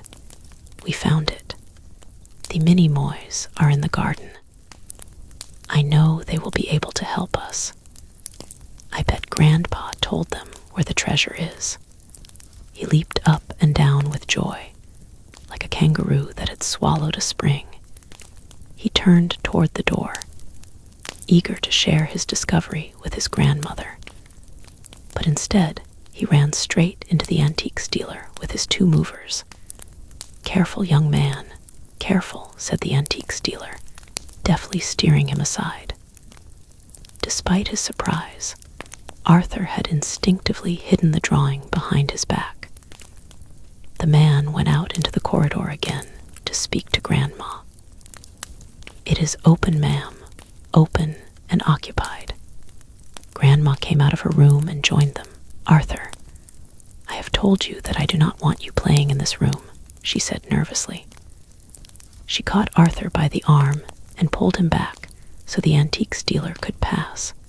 Please excuse him. Go on in, please, Grandma said politely. The antiques dealer glanced around the study, like a vulture checking that a corpse is really dead. There, now this is interesting, he said, with a calculating smile. Arthur discreetly tugged his grandmother's sleeve. Grandma, who are these people? He whispered in a worried voice. She wrung her hands. It's the man is here to appraise your grandfather's things. If we have to move, we might as well get rid of all this old stuff, she said, trying to convince herself as much as him. Arthur was dumbfounded. You're going to sell Grandpa's things. Grandma paused, a brief hesitation, a moment of remorse, then let out a long sigh. I am afraid that we don't have a choice, Arthur. Of course we do. Of course we have a choice, cried the boy, waving his drawing. Look, this will help us find the treasure. Grandpa left us a message. It's all here on the map. Grandma didn't understand. Where did you get that? It was under our noses all the time, in that book you read me last night, Arthur explained. But Grandma was too tired to listen to fantasies. Put that back where it belongs immediately, she said severely. Grandma, you don't understand. It's a map to find the Minimoys. They are out there, somewhere in the garden. Grandpa must have brought them back from Africa with him. And if we can find them, I am sure that they will be able to guide us to Grandfather's treasure. We are saved, he declared. Grandma wondered how her grandson could have gone mad in such a short time. This is no time to play, Arthur. Put that back where it belongs and keep quiet. You don't believe me. You think Grandpa was just telling stories. Grandma placed her hand on his shoulder. Arthur, you're a big boy now, aren't you? Do you really believe that the garden is full of tiny elves who are just waiting for you to visit so they can give you a bag of rubies? The antiques dealer whipped his head around like a fox catching a scent. Excuse me, he asked politely. No, nothing. I was speaking to my grandson, Grandma answered. The antiques dealer continued his inspection as if nothing had happened, but his ears were alert. Of course, if you also have jewelry, we buy that as well, he said, the way you would toss bread out to pigeons. Unfortunately, there are no jewels on the horizon, Grandma answered firmly. Once again, she turned toward Arthur. Now put that drawing back where it belongs, and fast. The boy obeyed reluctantly, while the antiques dealer read the banner hanging above the desk like a birthday garland. Words often hide other words, William S. The antiques dealer seemed amused by this enigmatic sentence. S for Socrates, he asked. No, S for Shakespeare, William Shakespeare, Grandma said. This rang a bell in Arthur's head, and he slid out the drawing again. He reread the phrase on the back. To find the country of the Minimoys, trust in Shakespeare. Ah, well, I was close, exclaimed the antiques dealer. Grandma threw him a sharp look. Yes, only 2,000 years out of the neighborhood. How quickly time flies, he said, trying to hide his ignorance. You are right, time does fly. So please hurry up and make your selection before I change my mind, Grandma answered. We'll take everything. The antiques dealer gestured to his men. Grandmother was speechless. Arthur started to slide the drawing into the back pocket of his pants, but he wasn't quick enough. Tusk, tusk. No cheating, my boy, said the antiques dealer with an inquisitor's smile. I said we will take everything. Regretfully, Arthur took the paper out of his pocket and handed it to the antiques dealer, who quickly placed it in his jacket pocket. That's right, my boy, said the dealer slyly, patting him on the head. The movers began their work. Furniture and objects disappeared with frightening speed, under the tearful eyes of the poor woman who was watching years of memories slip away. The scene was as sad as a forest going up in smoke. One of the movers grabbed the portrait of Archibald. Grandma stopped him as he passed, seizing the edge of the frame. No, not that, she said firmly. He said everything, the mover protested. Grandma began to yell. And I say everything except the portrait of my husband. The employee looked at his boss, who decided this might not be worth the trouble. Simon, leave her husband alone. He didn't do anything to you, joked the antiques dealer. He took the painting and held it out to the old lady. Here, take it, ma'am. A gift on the house. He had the nerve to add. The back door of the van was opened and the two movers piled in the last boxes. Arthur lay stretched out on the living room couch, watching his grandmother at the doorway as she finished her negotiations with the antiques dealer. The man counted out the bills and put the pile in her hand. There you go, $300 in cash, he announced proudly. That's a small sum of money for 30 years of memories, Grandma murmured. It's an advance, the merchant assured her. If I sell everything, you will have an additional sum of at least 10% per item. Marvelous, Grandma replied ironically. The antiques fair takes place in 10 days. If you change your mind, you can always come and get them before then, noted the antiques dealer. That is very kind of you, she replied. She opened the front door to escort the antiques dealer out and found herself face to face with a short man in a gray suit, accompanied by 2 policemen. There was no need for a detective to identify the short man as a sheriff. "Mrs. Suchat?" the lawman asked politely, although the tone of his voice left no doubt as to the purpose of his visit. "Yes," Grandma replied. One of the 2 police officers tried to reassure her with a small, friendly wave, and she realized it was Martin, her friend, from outside the supermarket. The man in gray continued, "I am Frederick Sinclair, the sheriff." The antiques dealer could tell it was time for a quick exit. "See you soon, ma'am. It was a pleasure doing business with you," he said, taking off into the night. The pile of bills that Grandma was holding in her hand caught the sheriff's eye. "I see I came at just the right time," he said. He pulled out a letter. "I have a notice against you demanding payment for work done on your house several years ago by one Ernest DeVito. It amounts to a sum of $185, to which has been added a late penalty of 6%, along with the court costs. That comes to a total of $290. Grandma looked at her pile of banknotes and handed them over. Dazed, the sheriff grabbed them, somewhat surprised at not having to fight for them. "May I?" he said, counting the bills with lightning speed. Arthur watched this scene from the couch. He was neither disturbed nor astonished, simply disgusted. He understood that his grandmother had been thrust into a downward spiral from which she could not escape. "Unless I am mistaken, $3 are missing," said the sheriff.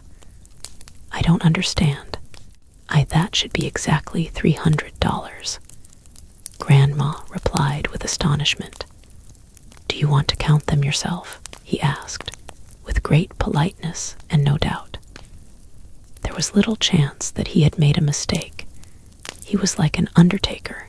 If he tells you that his client is dead, you can count on it. Grandma was overwhelmed. She slowly shook her head. "No, you must be right."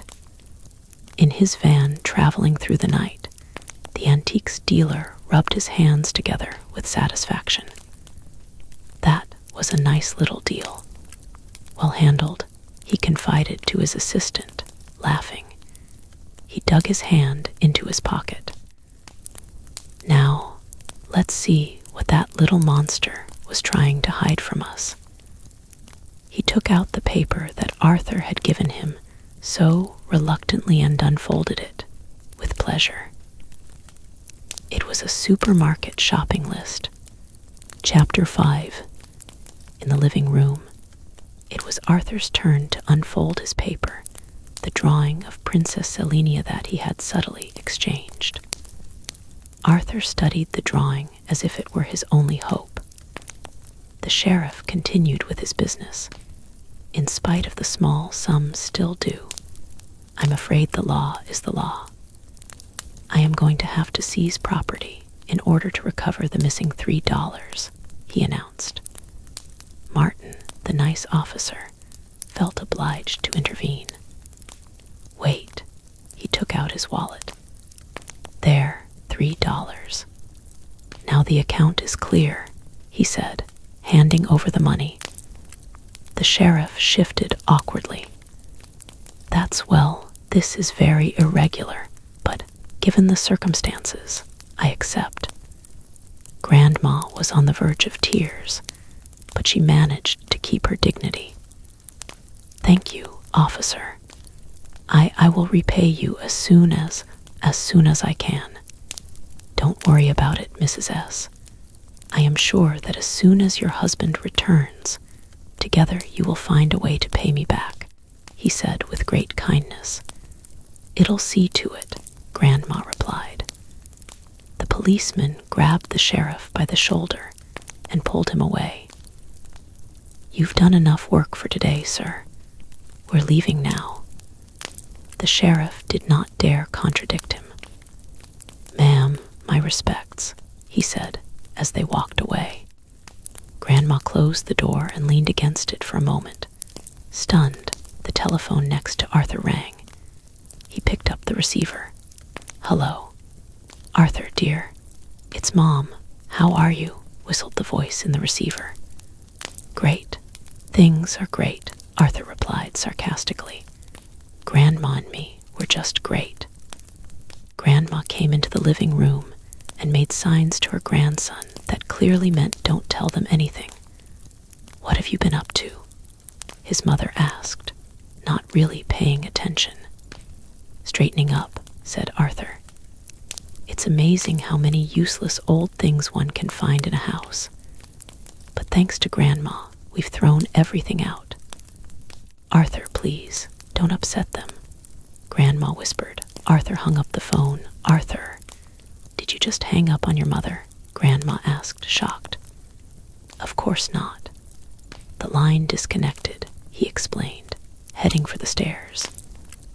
"So where are you going?" "Stay here. She'll probably call you back in a minute." Arthur stopped in the middle of the stairs and looked hard at his grandmother. "They cut off the phone service, Grandma. Don't you see what is happening? You are caught in a trap that every hour is getting tighter and tighter. But I'm not going to let them do it. As long as I live, they will not have this house." Arthur had probably heard this expression in an adventure film, but he said it very well. He turned around and proudly climbed the stairs. Grandma picked up the phone and saw that he was right. The line had gone dead. "It's probably temporary." "That happens sometimes when there's a storm," she said. "It hasn't rained for more than a month." Arthur called down from the top of the stairs. The doorbell rang. "You see, that must be the repairman," Grandma reassured herself. She hurried to the door, where indeed, and much to her surprise, a workman in uniform was waiting. "Evening, ma'am," said the workman, tipping the brim of his hard hat. "Oh, you are just in time," said Grandma. "The telephone cut off just a moment ago. I think that the least they can do is warn people about something like that, don't you?" "I agree with you, ma'am," the technician politely conceded. "But I'm not here about the telephone. I'm from the electric company." He pointed to the badge sewn on his jacket as proof. "I have come to warn you that your electricity will be turned off soon because of lack of payment." He pulled out an official form and handed it to her. Arthur entered the empty study. Besides a few worthless objects, there remained only the desk, a chair, the banner, and the portrait of Grandfather. He angrily flopped down in the chair and reread the banner, thinking it was miraculous that it had been left behind. Clearly, the bit of cloth was of very little value, even if the advice that it gave was priceless. "Words often hide other words," Arthur reread out loud. The puzzle was right there in front of him. He was sure of it. "Help me, Grandfather. If words often hide other words, what is the secret that these words are hiding?" The painting remained silent. Grandma finished reading the blue form and gave it back to the workman. "And when will the electricity be turned off?" she asked. "Very soon, I think," the workman answered. At that exact moment, the lights blinked out through the entire house. "That was quick," Grandma said. "Don't move. I'll go find a candle upstairs." Arthur lit a match and brought it up to light a candle. He placed the candle on the desk and stepped back a few feet in order to better see the banner, the key to the riddle. Now is the time to be brilliant, he challenged himself. Words, often, hide other. Words, the candlelight accented the transparency of the banner. And Arthur suddenly thought he caught a glimpse of something. He took the candle in his hand, climbed up on the chair, and placed the light just behind the banner. Lit from behind, words appeared. Words hiding behind other words. Arthur grinned. Of course, he exclaimed. He ran the candle behind the banner and read the hidden message. He could almost hear the deep, hoarse voice of his grandfather, as if he were there in the room. My dear Arthur, I was sure I could count on you, and that you would see through this simple charade. Arthur grimaced. Not so simple, he answered his grandfather. The message continued. You must be close to 10 years old now to be so smart. On the other hand, I'm not so smart, because if you are reading these lines, I am probably dead. Arthur stopped for a moment, a chill running through him. Imagine his grandfather, once so alive, already dead. He could not even bring himself to think about it. The difficult task of finishing my mission is up to you. If you agree, of course. Arthur looked up at his grandfather's portrait. The confidence that the old man had had in him made his chest swell with pride. I do agree, grandfather, he said solemnly, before turning back to the message. I expected nothing less of you, Arthur. You are worthy of being my grandson, Grandpa had written. Arthur smiled, astonished by the old man's clairvoyance.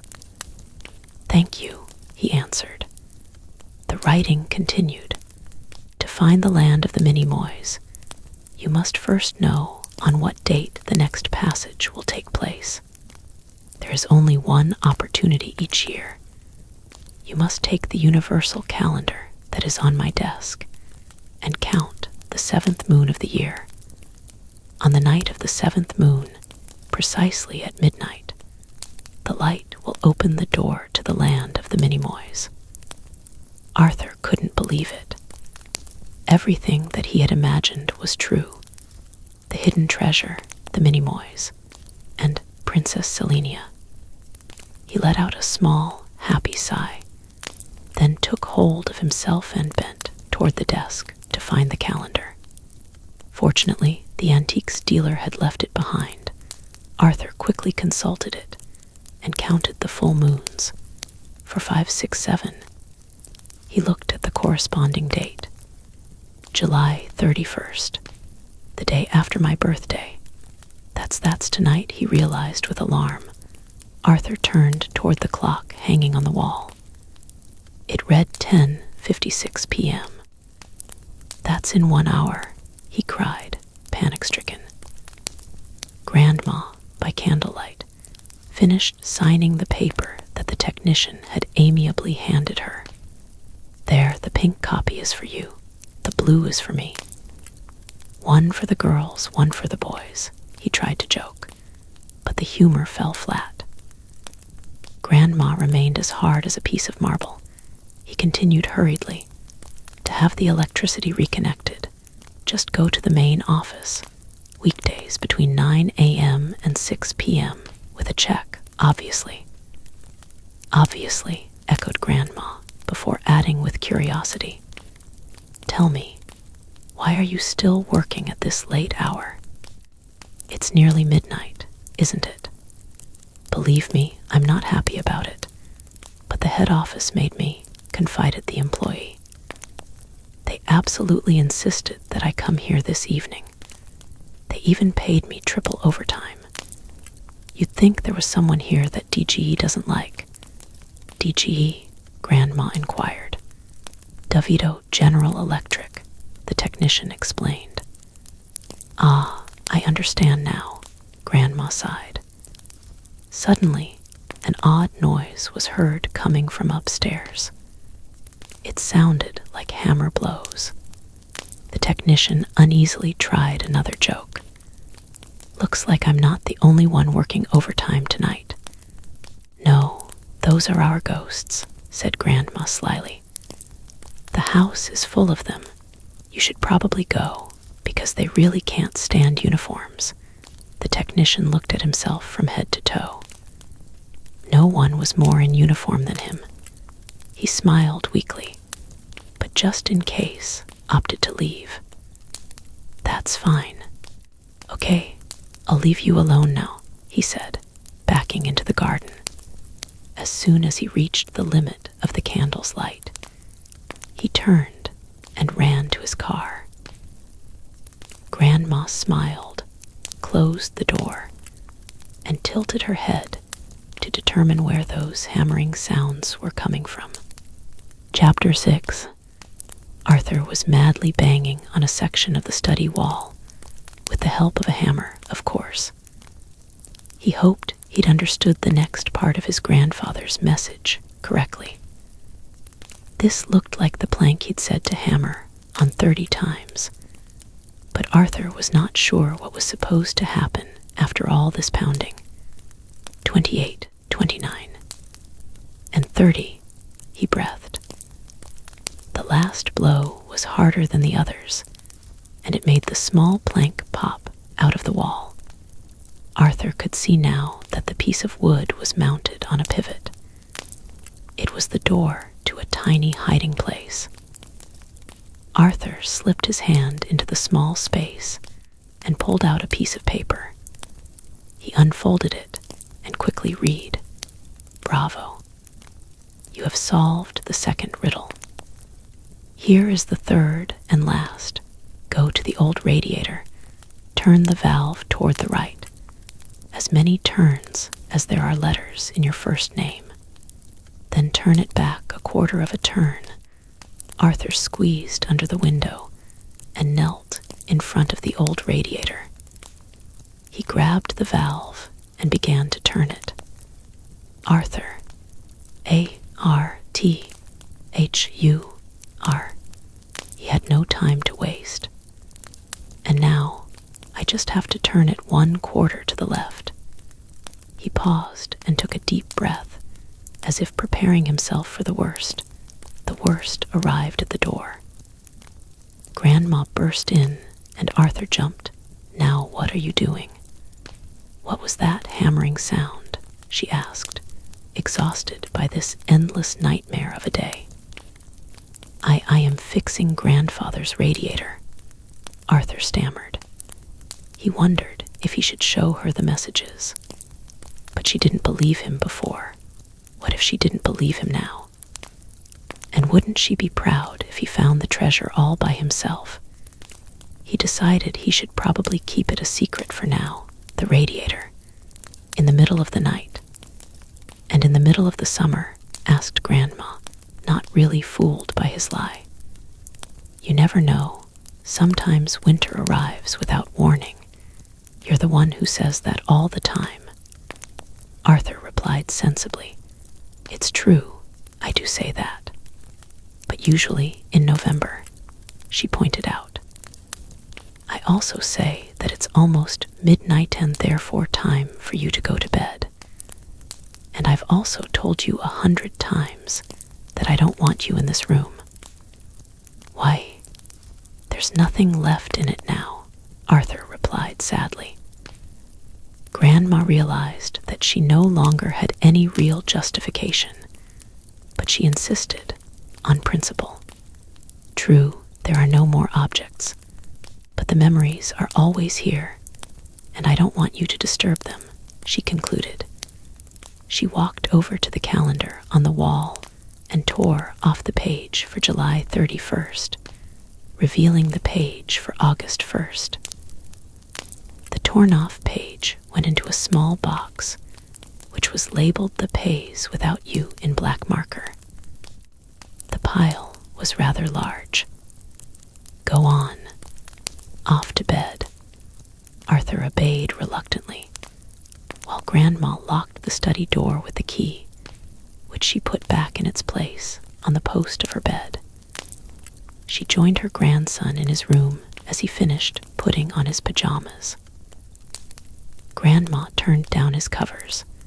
The boy slid in without saying a word. A short story, but no more than 5 minutes, said Grandma gently, trying to make amends.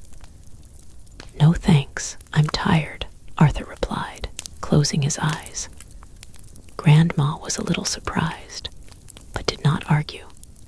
She smoothed down his hair, took the candle, and went out the door, leaving the room bathed in moonlight.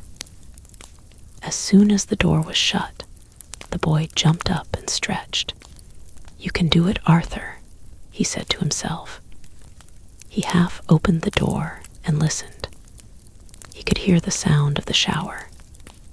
Grandma was taking advantage of the last few gallons of hot water. He slipped inside her bedroom. Steam was escaping through the partially opened bathroom door. Arthur entered quietly, using his toe to test all of the floorboards that were likely to squeak. He arrived at the bed and reached out his arm to get the key.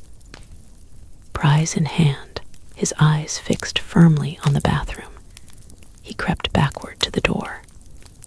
Suddenly, he bumped into something and let out a yelp of surprise. The something was in fact someone. His grandma, same family as her sly grandson, only with 50 more years of experience. You startled me, Arthur cried. I thought you were taking a shower. No, I was in the living room looking for my sleeping drops, she said, holding up the little bottle of herbal medicine. And I advise you to go back to bed as fast as you can if you don't want me to make you drink the entire bottle. She pulled the key out of Arthur's hands, and he went dejectedly back to his room. Grandma sighed, replaced the key on its nail, and followed him. By candlelight, she discovered the boy in bed with the sheets pulled up to his chin. You have to sleep now, Arthur. It is almost midnight. I know, said Arthur, panicked by the fact that time was passing and there wasn't anything he could do. I'll close your door with a key. That will help you to avoid any temptation, Grandma said kindly. Up close, one could hear Arthur gulp with alarm, but Grandma was too far away to hear. She smiled at him, went out, and locked the door behind her. Arthur pulled off the covers and got up right away. His sheets and his covers were already attached to one another. All he had to do was open the window and throw them out. He climbed onto the window ledge and slid down his makeshift ladder to the ground. Grandma placed the candle on the little night table next to her bed. The weak light still made it possible to read the time on the old alarm clock. It was 25 minutes to 12. The little flame also helped her count her drops, 3 exactly, at the bottom of a large glass of water, which she drank in a single gulp. She then refilled the glass with water in case she needed it during the night. She blew out the candle, placed her glasses on the little table, and stretched out, letting sleep overtake her. Arthur let himself drop from his cloth rope, which was too short to reach the ground. He got to his feet and ran as fast as he could to the front door. Alfred jumped up when he saw Arthur arrive. He, who guarded the front door so proudly, was astonished to see Arthur outside. How had his master gotten past him? Since the front door was locked, Arthur had to wriggle through the little flap door meant for the dog. For Alfred, it was one surprise after another. There was his master, walking on all fours and using his door. Almost by reflex, Arthur slid in his socks across the living room floor. The large clock was ticking and indicated the time, 20 minutes to 12. Climbing the stairs was easy enough, but he ran into problems at his grandmother's bedroom door. She had locked it. Oh no. Arthur had only a few minutes left to think. He peered through the keyhole to be sure that the study key was still hanging on the bedpost. It was the only bit of good news. Think of something, Arthur. Think of something, he said to himself. He stepped back, turned around, and examined everything around him very carefully, searching for a plan to grab onto.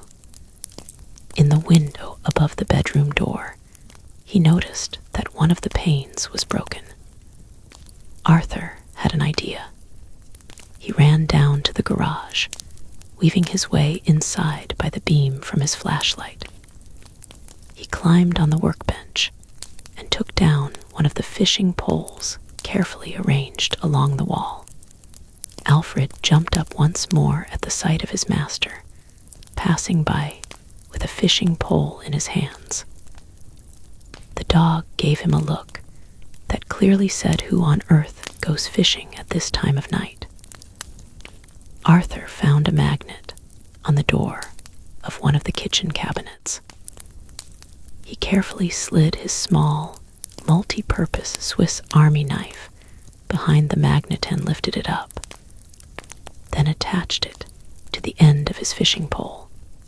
Without a sound, but working as quickly as possible, Arthur piled chairs on the end table in the hall until they were high enough for him to reach Grandma's window with its broken corner.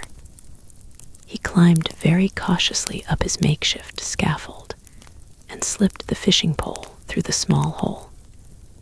The dog watched him uncomprehendingly. There were fish in Grandma's bedroom.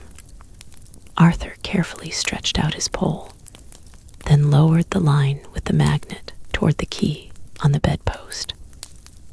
Alfred had to investigate. He got up and trotted toward the piled-up chairs, causing one of the floorboards to creak.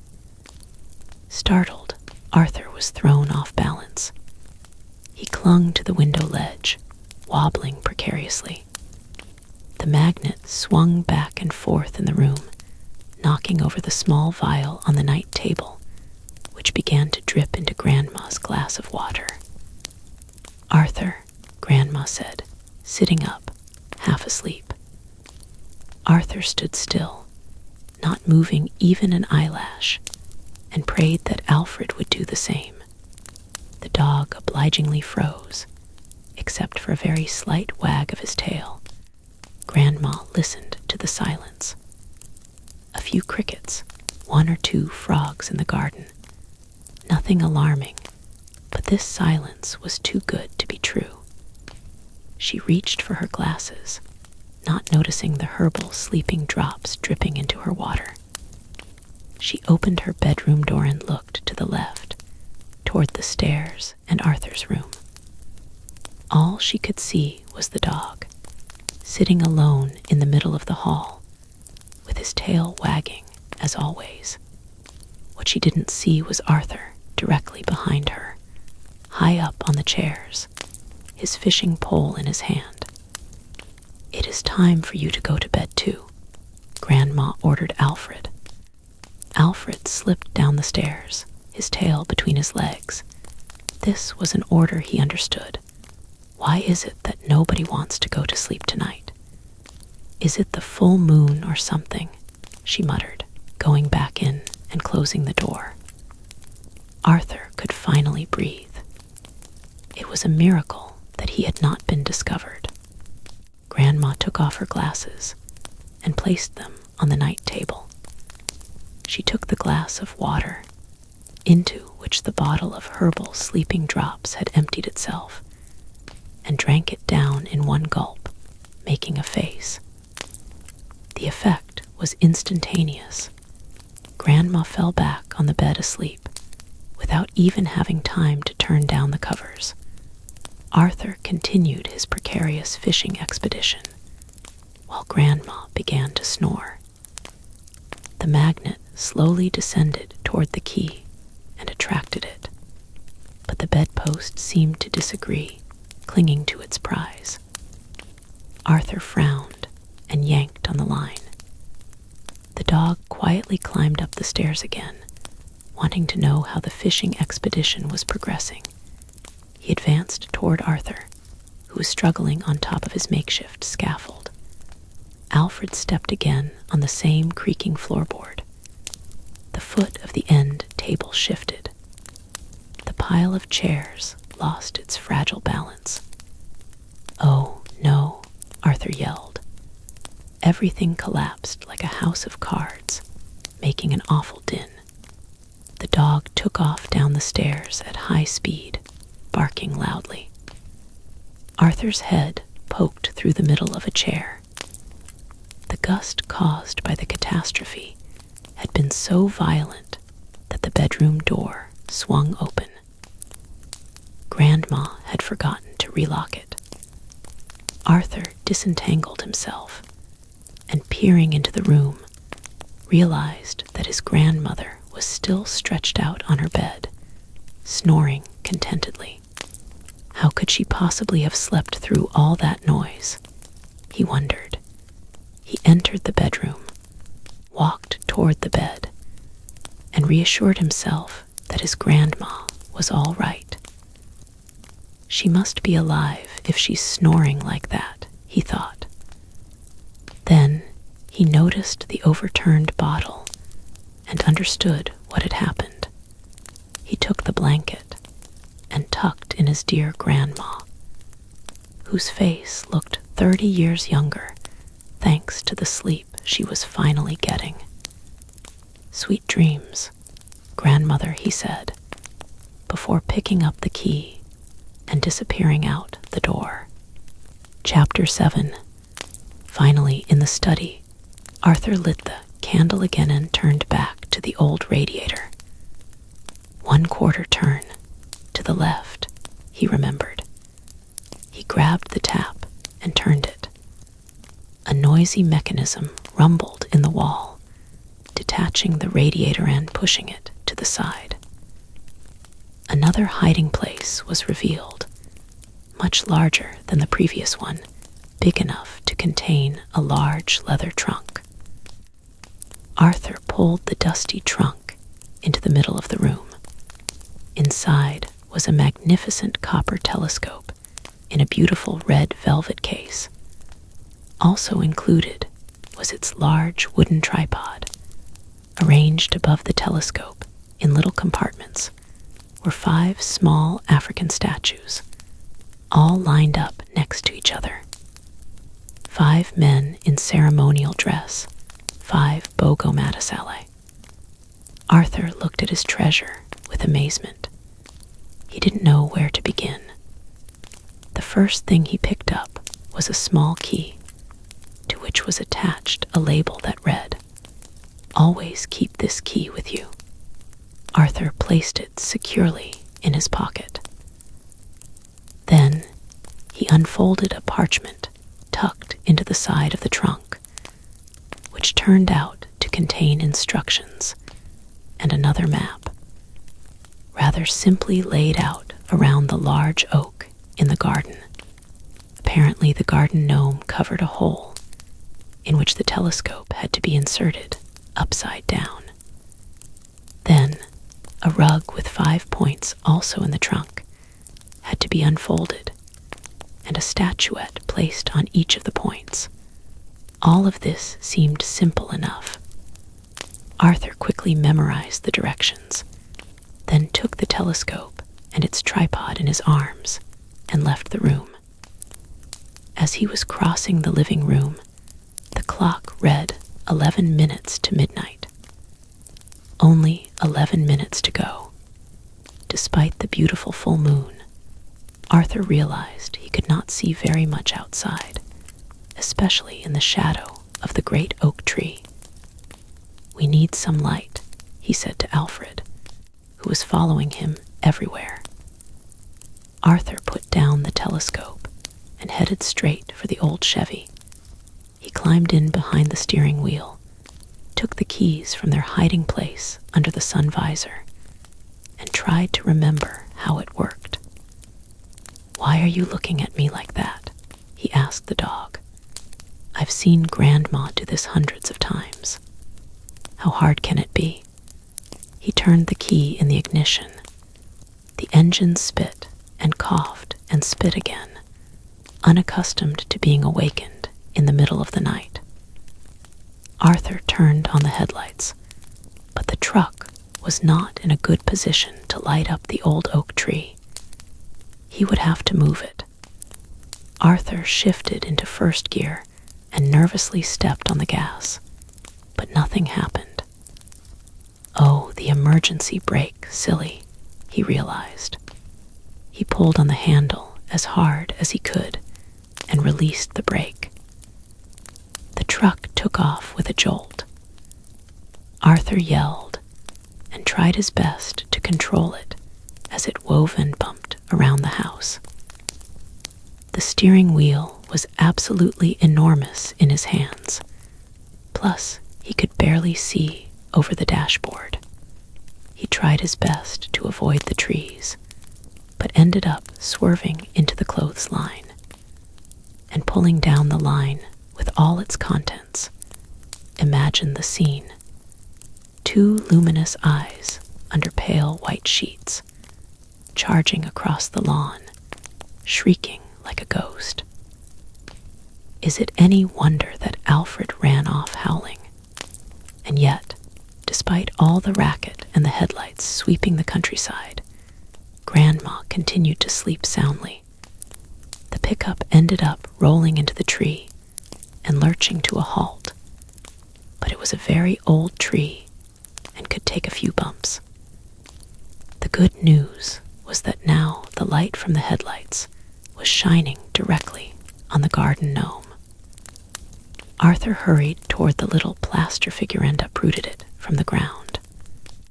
"Sorry, old man," he said as he put the gnome to one side. The gnome had done his job well. The hole he had been hiding, which was not very wide around, seemed to go down into the earth forever. Arthur put down the tripod and placed the large end of the telescope into the hole, as indicated on the map.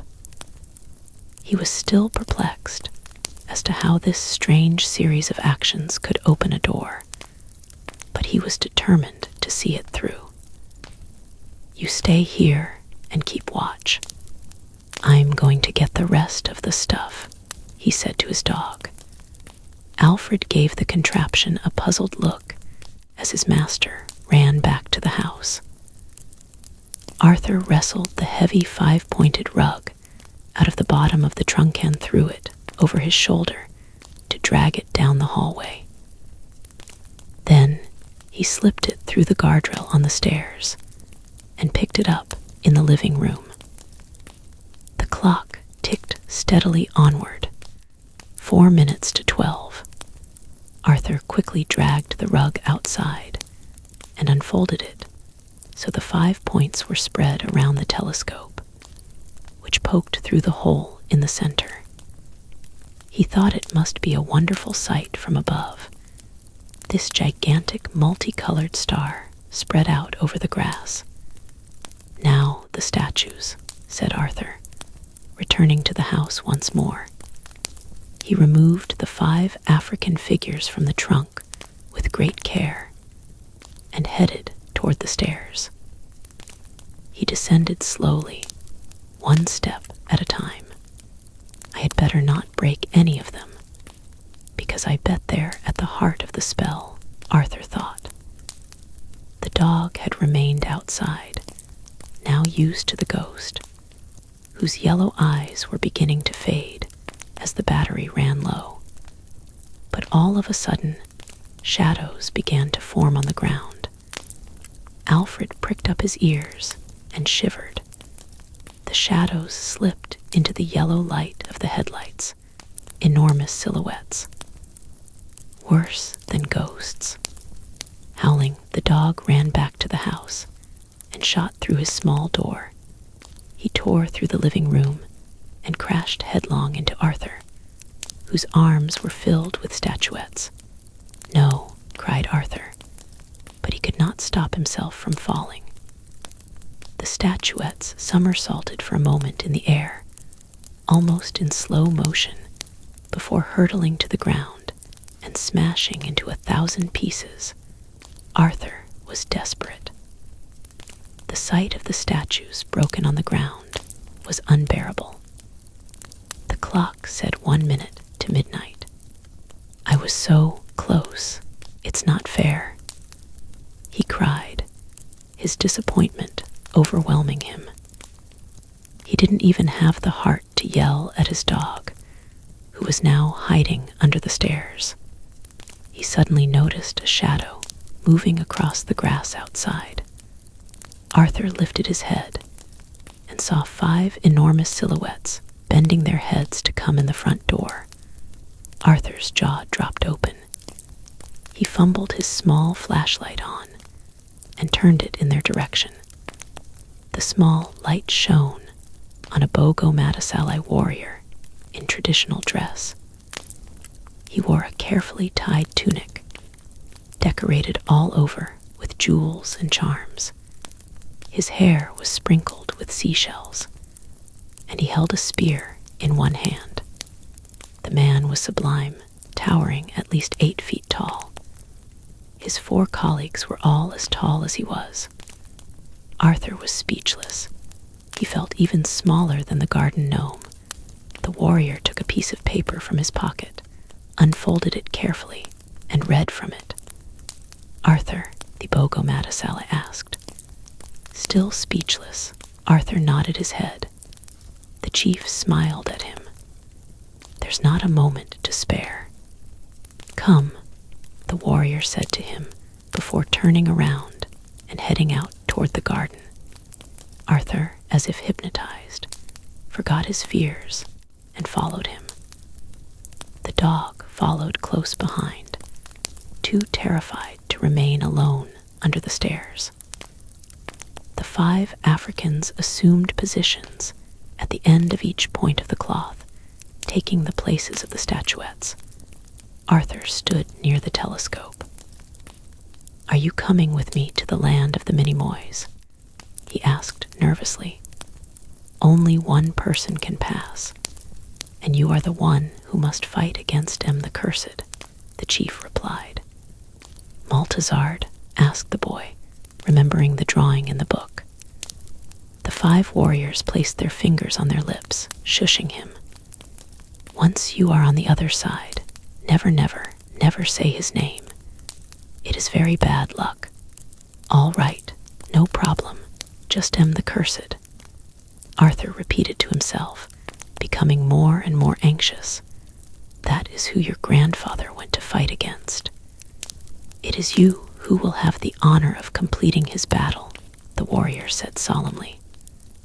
Arthur gulped. The mission sounded impossible.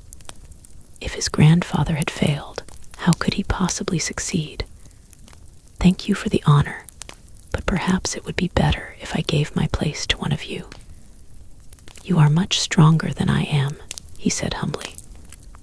"Your strength comes from within, Arthur. Your heart is your most powerful weapon," the warrior replied. "Oh," Arthur said, unconvinced. "Perhaps, but I am so small," the Bogo Matasali chief smiled at him. "Very soon you will be 100 times smaller still, and your strength will only become more visible." The clock chimed midnight. "It is time, Arthur," the warrior said, handing him the instructions parchment. Arthur read it with a trembling hand as the clock continued to strike. There were 3 rings around the telescope. Arthur grabbed the first.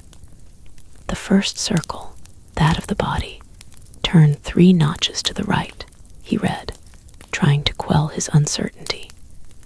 He executed the move apprehensively. Nothing happened, except that the clock chimed for the 4th time.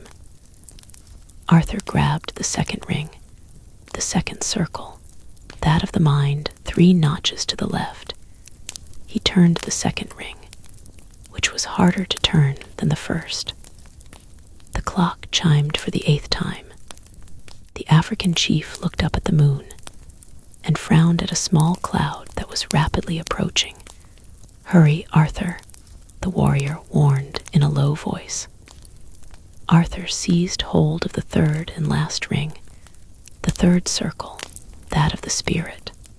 1 complete turn. Arthur breathed a deep breath and turned the ring as the clock was chiming for the 11th time. Unfortunately, the small cloud had reached its target, and little by little was covering the moon.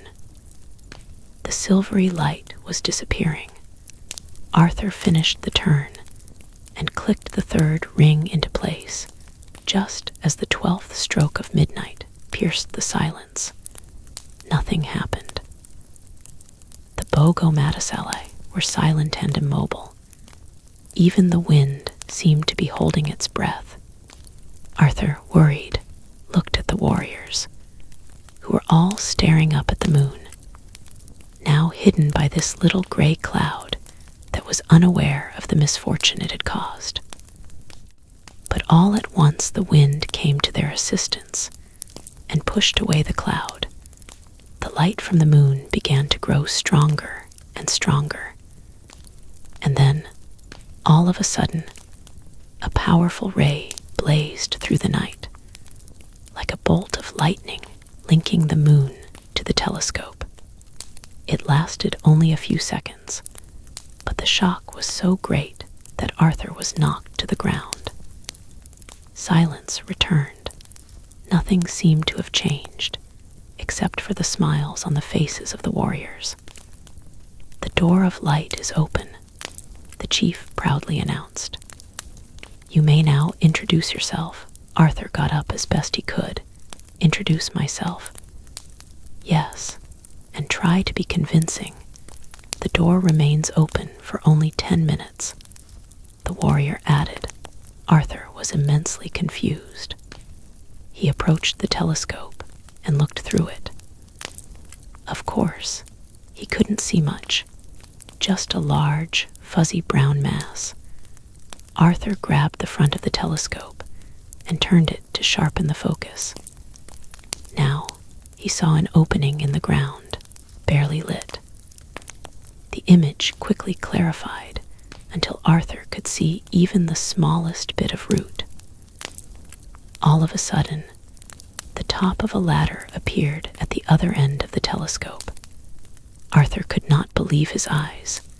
He looked away from the eyepiece and peered into the hole. No, he hadn't imagined it. There really was a ladder at the end of his telescope, a ladder that could not have been more than a few inches long. He looked through the telescope once more. The ladder trembled a little, as if someone were climbing it. Arthur held his breath. A small boy appeared at the end of the ladder and put his hands on the enormous telescope. It was a Minimoy. Arthur was in a state of shock. Even in his wildest dreams, he would not have believed this possible. The Minimoy cupped his hands as if he were trying to see something through the glass. He had pointed ears, 2 eyes like black marbles, and freckles all over his face. In a word, he was amazing. Chapter 8. The Minimoy could finally make something out, although from his point of view, it was simply an enormous eye. "Archibald?" asked the little fellow with a slight gasp. Arthur couldn't believe it. This creature spoke his language. No," he replied, dumbfounded. "Introduce yourself," the Bogo Mattasali warrior reminded him. Arthur recovered his wits and remembered his mission. I'm Archibald's grandson. I must look a bit like him. My name is Arthur. I hope that you have a good reason for using the moon ray like that," warned the Minimoy. council strictly forbids its use, except in the case of an emergency. It is a very great emergency, the boy replied in as strong voice as he could muster. This garden is going to be destroyed, razed to the ground, wiped out. In less than 3 days, there will be no more garden, no more house, and therefore, no more Minimoys. What are you saying? Are you a big joker like your grandfather? The Minimoy asked hopefully. This is no joke. There's a man who wants to bulldoze the land and build apartment houses. Arthur explained to him. Apartment houses? The Minimoy repeated, horrified. What are apartment houses? Large concrete buildings that will cover the whole garden, Arthur replied. But that's horrible, cried the Minimoy, looking terror-stricken.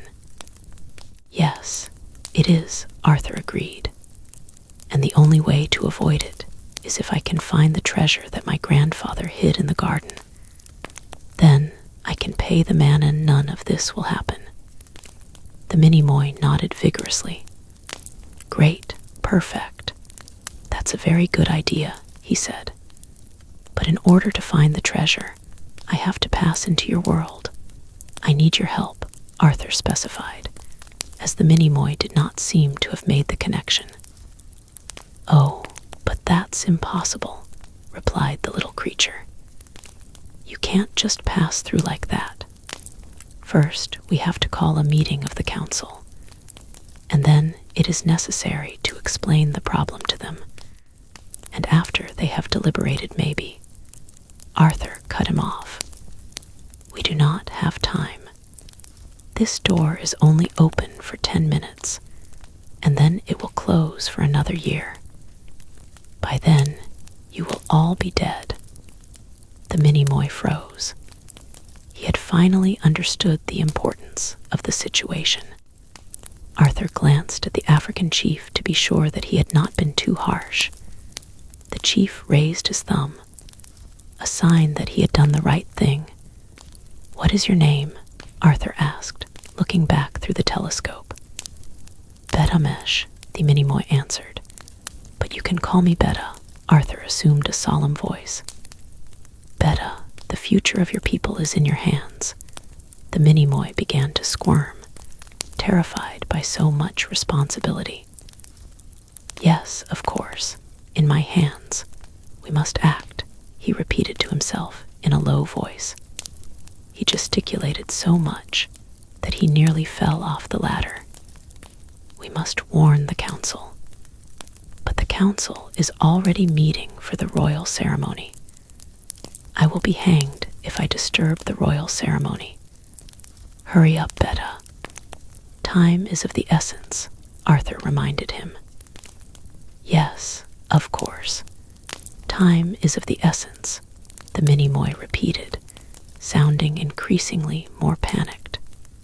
Betamesh had made himself dizzy from spinning around so much.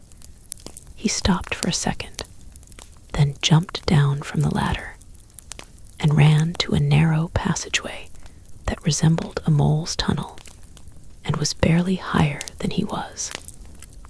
The king will be so proud of me, but I am going to ruin the ceremony. Betamesh kept repeating as he ran as fast as he could down the tunnel. The chief of the Bogo Matasali approached Arthur and smiled at him. You did well. I hope it was enough to convince them, Arthur replied in a worried voice. Betamesh was still running toward the end of his tunnel. Soon, he came to a large hall built into a cave in the ground. This was the Minimoy village. More than 100 houses made of wood and leaves, tangled roots, hollowed-out mushrooms, and dried flowers. Here and there, braided roots served.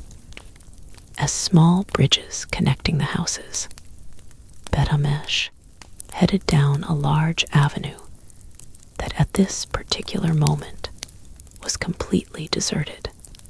Here the architecture was an incredible blanket of vegetation. a patchwork woven by beings who use what exists in nature. Some walls were made of dried earth, others of dandelion, stems tied closely to each other. Like fences, dried leaves were generally used as roofing, but some minimoys preferred wood shavings, arranged like tiles. Low walls, made from pinecone scales, separated some of the houses. Bet-Hamesh ran as fast as he could up the lovely avenue, which was lit by street lamps made of flowers, with luminous balls planted at regular intervals. The avenue ended at the council building, an enormous Roman-style amphitheater dug into the earth, forming a semicircular arena opposite the royal palace. The entire population of the Minimoys was out in force, and Bet-Hamesh now had to fight his way through them to reach the council. Using his elbows, he pushed people aside, excusing himself as he went, until he finally reached the edge of the arena. Oh no, right in the middle of the ceremony. They are going to kill me, he moaned in a low voice. In the middle of the empty square stood the stone of the sages, in the center of which was planted a magic sword. The weapon was magnificent. It was made of finely chiseled steel, engraved with 1,000 emblems. Only half of it was visible. The rest was buried deep in the stone, as if it had been welded there. In front of the stone, a Minimoy was on one knee, head humbly bowed toward the sacred stone. The Minimoy's face could not be seen, but a few details of clothing indicated that it was a warrior. The legs were tied with laces from the feet up to the calves. On the belt were several cutlasses made from mouse teeth and small bags made from the skin of corn kernels. Oh no. They are right at the important part, Bet-Hamesh fretted. The door to the palace opened solemnly. It was a huge door that took up a good portion of the front of the palace. It took 4 Minimoys to open it completely, because it was so heavy and massive. 2 light bearers led the procession out of the palace. These were Minimoys in official dress, all bright-colored and woven with golden threads. On their heads were hats resembling large transparent balls, each containing a glowworm. When they advanced, they lit up the way like torchbearers. They placed themselves on either side of the platform leading to the square, clearing a passage for the king. His Highness arrived with a slow and heavy tread.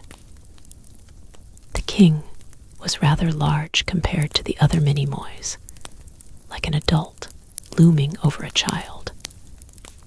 His arms were enormous and they reached down as far as his calves. He wore a thick white fur reminiscent of a polar bear and a large beard, whose color blended in with the fur. Face looked ageless, but he was at least 2,000 years old. His head seemed surprisingly small in comparison with his body. And funnier, too, buried in his enormous hat with bells. The king advanced to the end of the platform. He was followed by several dignitaries, comprising the rest of the council, who carefully positioned themselves along the sides. Only one of them stayed close to the king. This was Miro, the mole. His costume would not have been out of place in Shakespeare's Romeo and Juliet. He wore small eyeglasses on the end of his nose and had a definitely worried air about him all the time. The king raised his enormous arms, and the crowd cheered him. Dear citizens, notables, and dignitaries. He began in a voice that was old but still strong. The wars that our ancestors were forced to wage brought much unhappiness and destruction. He paused for a moment, as if to honor the memory of all those who had perished during that terrible time. Thus it was with great wisdom that the sages decided they would no longer wage war, and they buried the sword of power in the stone. He pointed, with a broad sweep of his arm, to the sword in the stone and the warrior, still on one knee. The sword was never to be used again, and we were left to resolve our problems. With peaceful methods, the crowd seemed to share the king's sentiments, except, perhaps, for Bet-Hamesh, who was too anxious about his mission. The king continued his speech. The ancients wrote, on the bottom of the stone, the law that was to govern us. If one day our lands are threatened by an invader, then and only then, a pure heart, motivated by the spirit of justice, knowing neither hatred nor vengeance, may remove the sword of 1,000 powers and lead a just battle. The king let out a long sigh, full of sadness, before adding, "Unfortunately, that day has arrived." The crowd began to stir as each murmured to his neighbor, "Our spies have reported that M the Cursed is on the brink of sending a giant army to invade our lands." A wave of terror flew through the crowd. The first letter of his name was enough to frighten everyone. "Let us debate," cried the king, signaling the start of a joyful chaos in which everyone could express themselves without really discussing anything. "Will this take much longer?" Bet-Hamesh asked the nearest Minimoy. The royal guard leaned toward him. "Oh, yes, things have only just started," said the officer. "We still have the royal summary, the speech of the sages, the warrior's promise, the ratification by the king, and then the opening of the buffet." He concluded gleefully. Bet-Hamesh began to feel that all was lost. His hands were twisting in all directions, searching for courage. "People, there is not a moment to spare," shouted the king, restoring silence. "He is right," thought Bet-Hamesh. "There is not a moment to spare." The king took a few steps toward the warrior, still solemnly bowed before the sword. "The hour is grave. I suggest that we cut protocol short and immediately call upon the person who seems to me to have all of the qualities needed for this dangerous mission." The king took a few steps more. An unexpected benevolence entered his voice. "This person who, in a few short days, will officially replace me at the head of this kingdom." A childlike smile suddenly made his face seem young. "I am, of course, speaking of the Princess Selenia, my daughter." He tenderly reached out his arms in the direction of the kneeling warrior.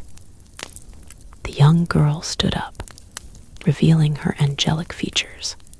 Her wild hair, with glints of mauve reflected in the light, was beautifully matched by the turquoise of her almond-shaped eyes. She was proud and played at being a rebel and a warrior, but her grace betrayed her. She was a real princess, as pale as Snow White, as beautiful as Cinderella, as gracious as Sleeping Beauty, but as crafty as Robin Hood. It was difficult for the king to hide his pride.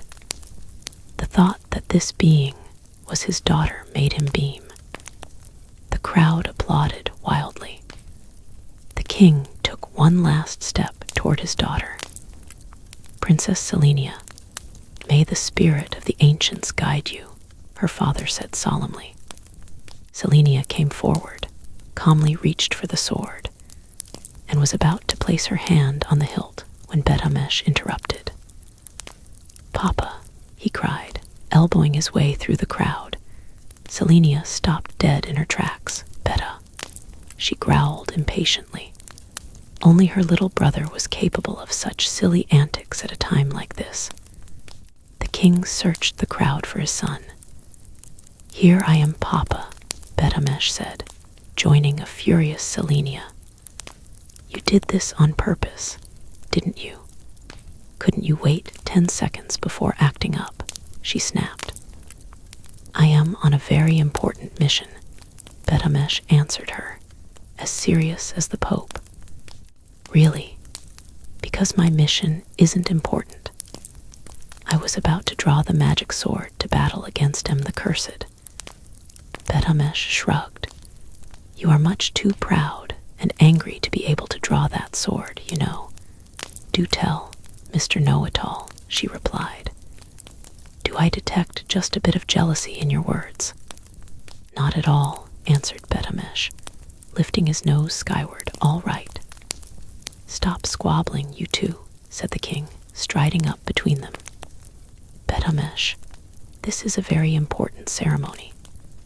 I hope that you have a really good reason for interrupting." "Yes, father. The path from the lands above has opened," Betamesh announced. His words passed quickly through the crowd. An agitated murmur began building. "Who dared?" cried the king in a terrible voice. Betamesh approached his enormous father. "His name is Arthur," he explained timidly. "He is Archibald's grandson."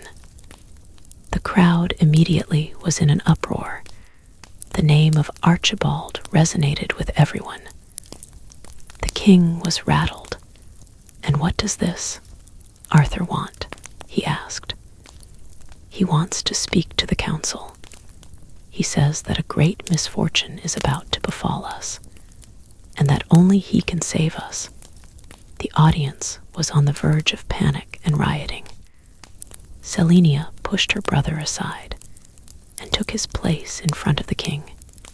"It's true. A great misfortune is coming.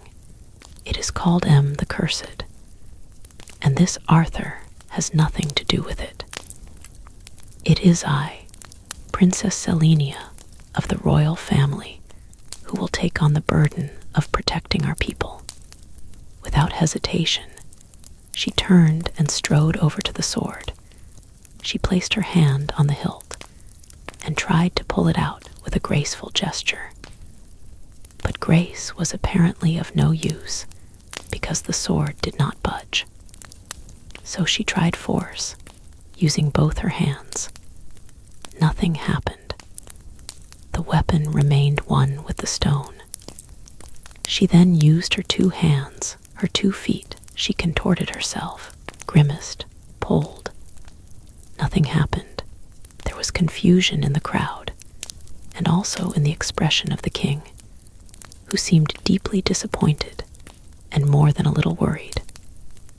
Selenia, exhausted, stopped for a second to catch her breath. "You see, much too proud, I told you so," Betamesh said smugly. "I'll show you proud," replied Selenia, leaping down and advancing toward her brother, hands outstretched to strangle him. "Selenia," cried her father. "My dear daughter, I am so sorry," he said with affection. "We know how much you love your people, but your heart is clearly too full of vengeance for you to draw the sword." "That's not true, father," she said passionately. "It's just Betamesh upset me. I am sure that if I calm myself down, in a minute, I will be able to pull out the sword, and everything will be back in order." The king studied her skeptically for a moment. How could he explain to her that her fury was blinding her without breaking her spirit? "Selenia, answer me this. What would you do if you had the Cursed right here in front of you?" The king asked her. Selenia tried to contain her anger, which was demanding to be heard. I would treat him the way he deserves to be treated," she asserted. "And that means," pressed the king, knowing he was playing on her nerves, I, I would strangle that piece of vermin. For all of the crimes that he has committed and the misfortune he has brought upon us, and also for.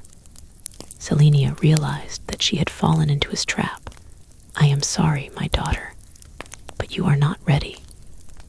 The powers of the sword act only in hands motivated by justice, not by vengeance, her father explained to her. So what are we going to do? Are we going to allow that creep to invade us, to rob us, to strangle us and our children too, without saying a word, without doing anything, without trying anything, she said, addressing the whole crowd? The assembly was stirred. There was obviously some truth in what the young princess was saying. Who is going to save us? She cried in conclusion. Arthur, Betamesh answered with fervor. He is our only hope. Selenia rolled her eyes. The king reflected. The crowd one dared. The council conferred among themselves, and then gave their sovereign a favorable sign. He nodded solemnly. Given the circumstances, and in memory of Archibald, the council agrees to hear what this young man has to say. Betamesh let out a yelp of joy. His sister scowled. Miro, prepare the link, said the king. The little mole immediately launched into action. He jumped into his control center, which was a kind of circular counter filled with protruding handles and knobs of every shape and size. Miro did some rapid calculations on his abacus, then pulled handle number 21.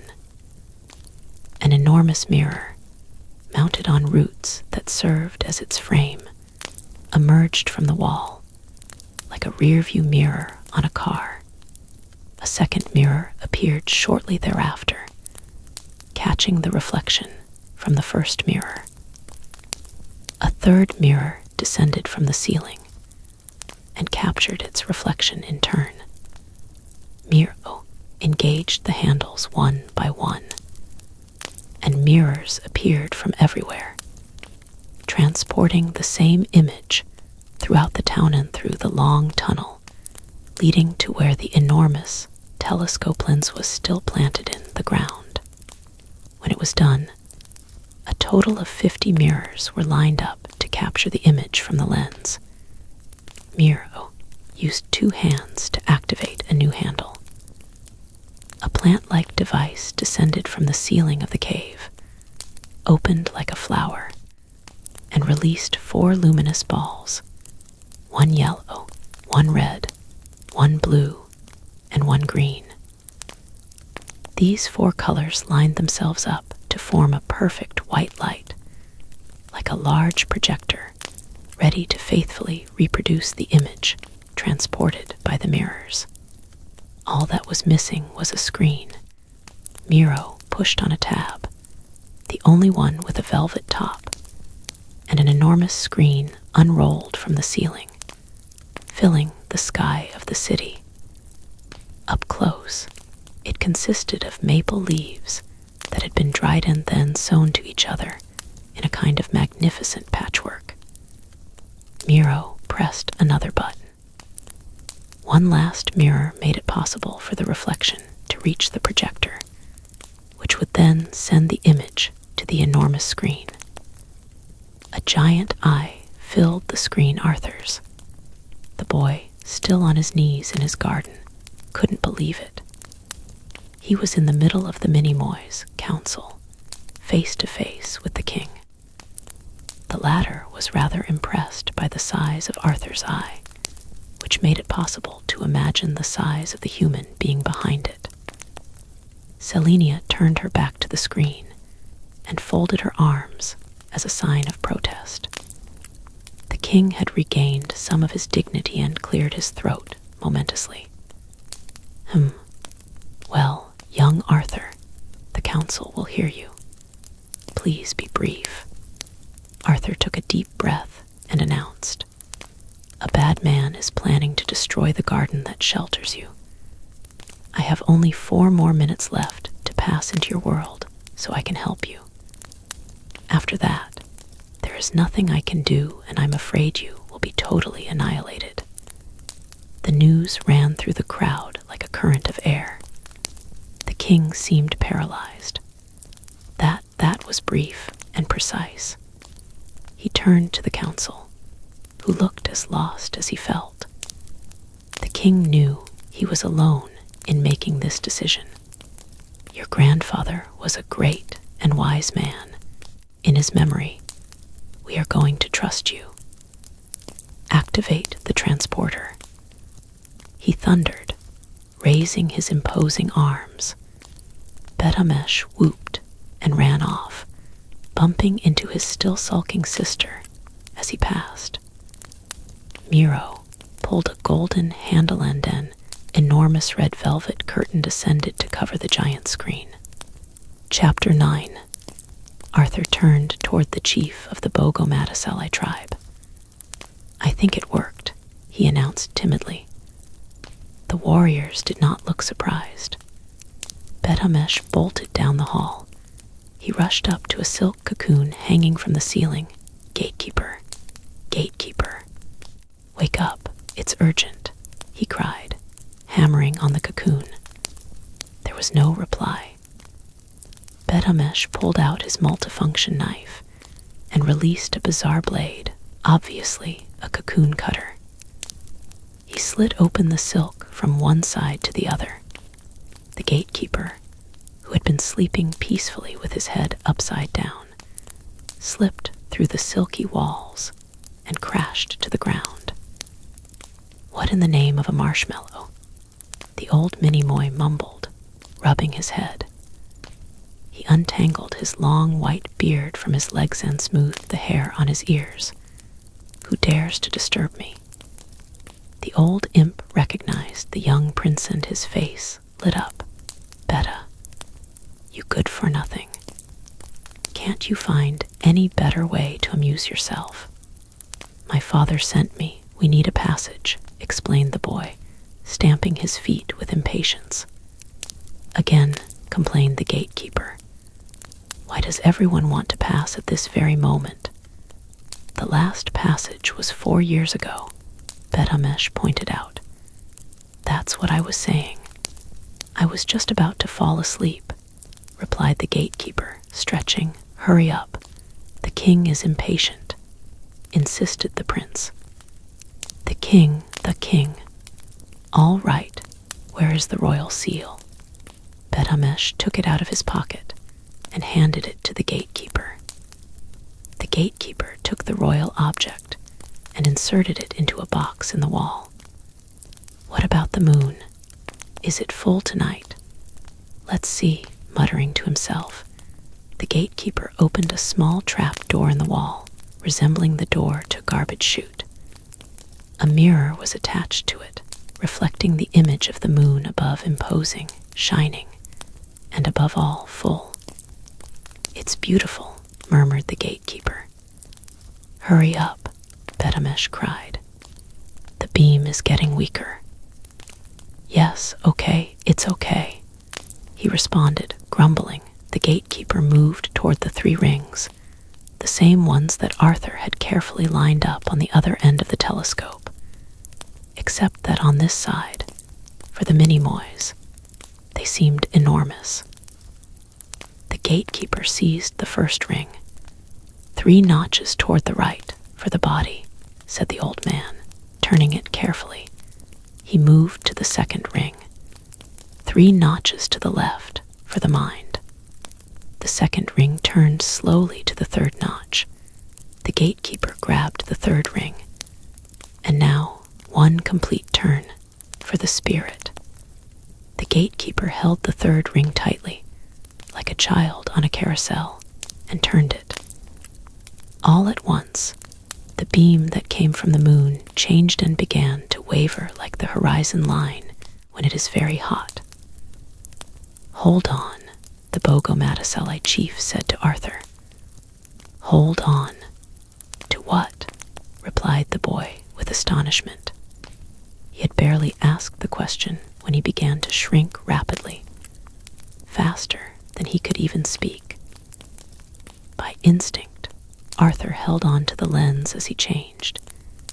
put his back up against the glass, all the while continuing to shrink. "What is happening to me?" he asked, amazed. "You are going to join our brothers, the Minimoys," the chief calmly replied.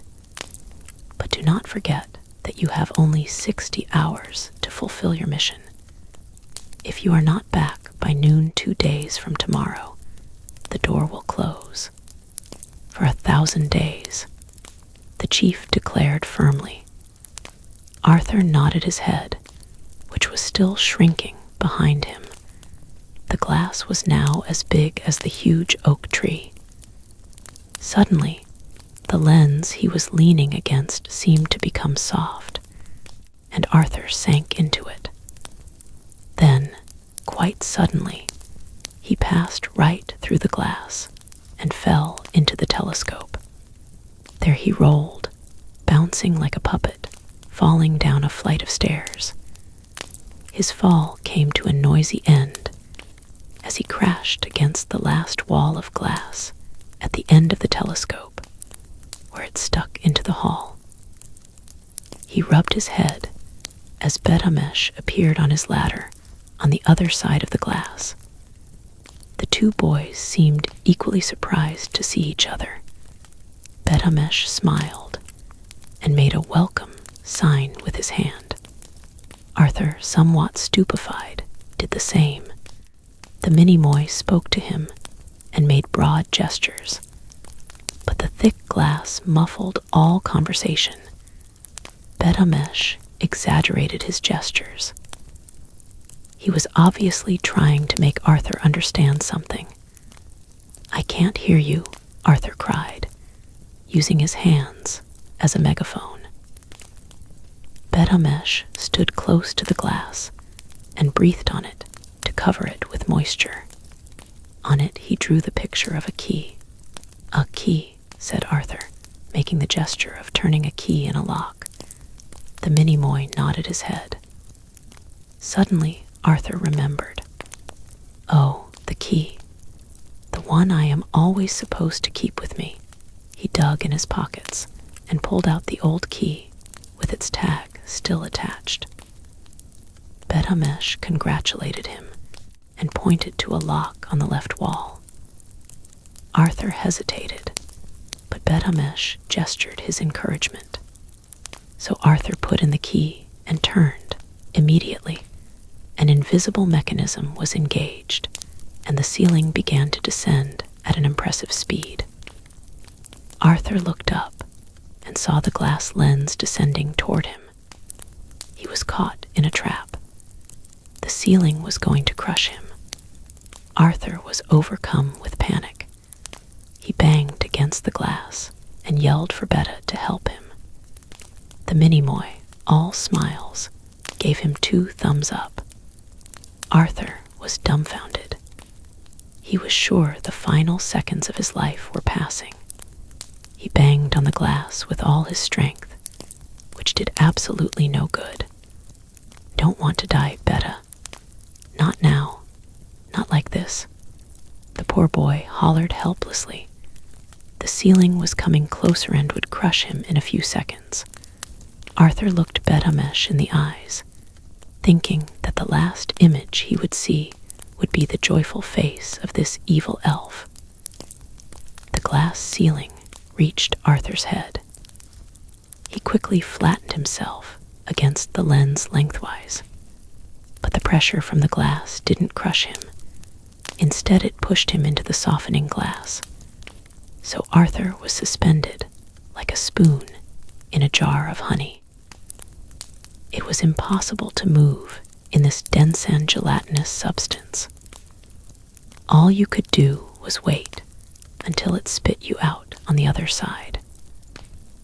Arthur fell from the lens and crashed to the ground at Bet-Amesh's feet, tangled up in hundreds of gelatinous threads, as if he had fallen through a vat of chewing gum. "Welcome to the land of the Minimoys," announced the little prince with great joy, his arms wide open. Arthur got up as best he could, trying to get rid of the threads that were clinging to him. He had had not yet realized that he no longer looked like a regular human boy. He had become an authentic mini-moy. "You frightened me, Betta. I couldn't hear anything, so I thought I was going to die." And Arthur stopped in mid-sentence. He had suddenly realized that his arm no longer resembled the one he was accustomed to. Was it possible? He got rid of the sticky threads, little by little discovering his mini-moy body. Betamesh took him by the shoulders and turned him around so that he could see his reflection in the lens. Arthur was stunned. He touched his body, then his face, as if to verify that this was not a dream. "It's incredible," he finally said. The gatekeeper looked up from mending his cocoon and smiled. "Good, you don't need me anymore. I am going back to bed."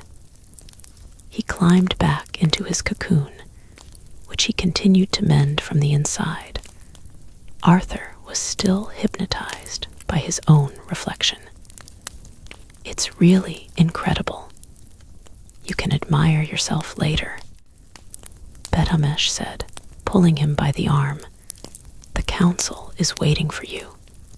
The chief of the Bogo-Matasalite tribe gently withdrew the telescope from its hole, while his brothers carefully folded the rug with the 5 points. The chief looked down the hole one last time. "Good luck, Arthur," he said with emotion. He put the garden gnome back in its place and the little tribe disappeared into the night, as mysteriously as they had come. The old Chevrolet's motor wheezed to a stop. The light from the headlights faded rapidly and finally went out. The night once again took over and now the silence was complete, except for a slight, barely audible humming that came from one of the upstairs bedrooms. This was most likely Grandma, snoring like a carefree locomotive. Chapter 10. The king was on his throne, pounding the ground with his scepter. "Enter, Arthur," he boomed in his powerful voice. The 2 guards lifted up their swords and opened a way for Arthur, who now had to cross the square under everyone's watchful eyes.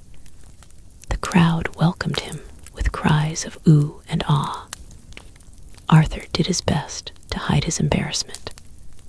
Selenia, her arms still crossed, studied this savior who had fallen from the sky. He looked more like a chick that had fallen from its nest, she thought. Betamesh shot her a sideways glance and nudged her with his elbow. "Cute, isn't he?" he asked the princess, who shrugged her shoulders. "Common," she replied, turning her back on him as Arthur passed right by her. "Princess Selenia, my respects," Arthur managed to say, despite his shyness. He was so afraid that his heart would explode that he could barely look at her. He found her even more beautiful in person. He bowed slightly and continued on his path to the king. Selenia would never admit it, but his politeness had just earned him several points. The king was also charmed, but he did not wish to jump to conclusions too quickly. Only Miro, the mole, was not restrained by protocol. He approached Arthur and vigorously shook his hand. "I was good friends with Archibald. I am very happy to meet his grandson," he said, his voice filled with emotion. Arthur was somewhat embarrassed to find his hand squeezed like a loaf of bread by a mole that he barely knew. But he smiled and nodded as courteously as he could. "Miro, leave him be," said the king, always mindful of good manners. The little mole pulled himself together and returned to his place. Arthur found himself standing in front of the king, and he bowed to him respectfully. "Well, my boy, we are listening," said the king, who was dying of curiosity. Arthur gathered his courage and began. "In less than 3 days, men will come to tear down the house and the garden. This means that my world and yours will be destroyed and covered over with concrete." A deathly silence ran through the crowd, like a disagreeable shiver. "This is a misfortune even greater than that which we feared," murmured the king. Selenia could stand it no longer.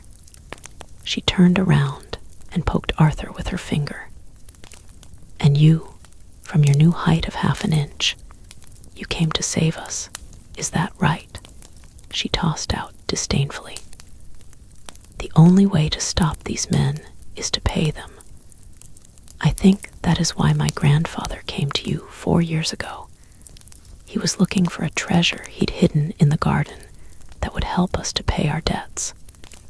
I came to complete his mission and to find this treasure," he explained.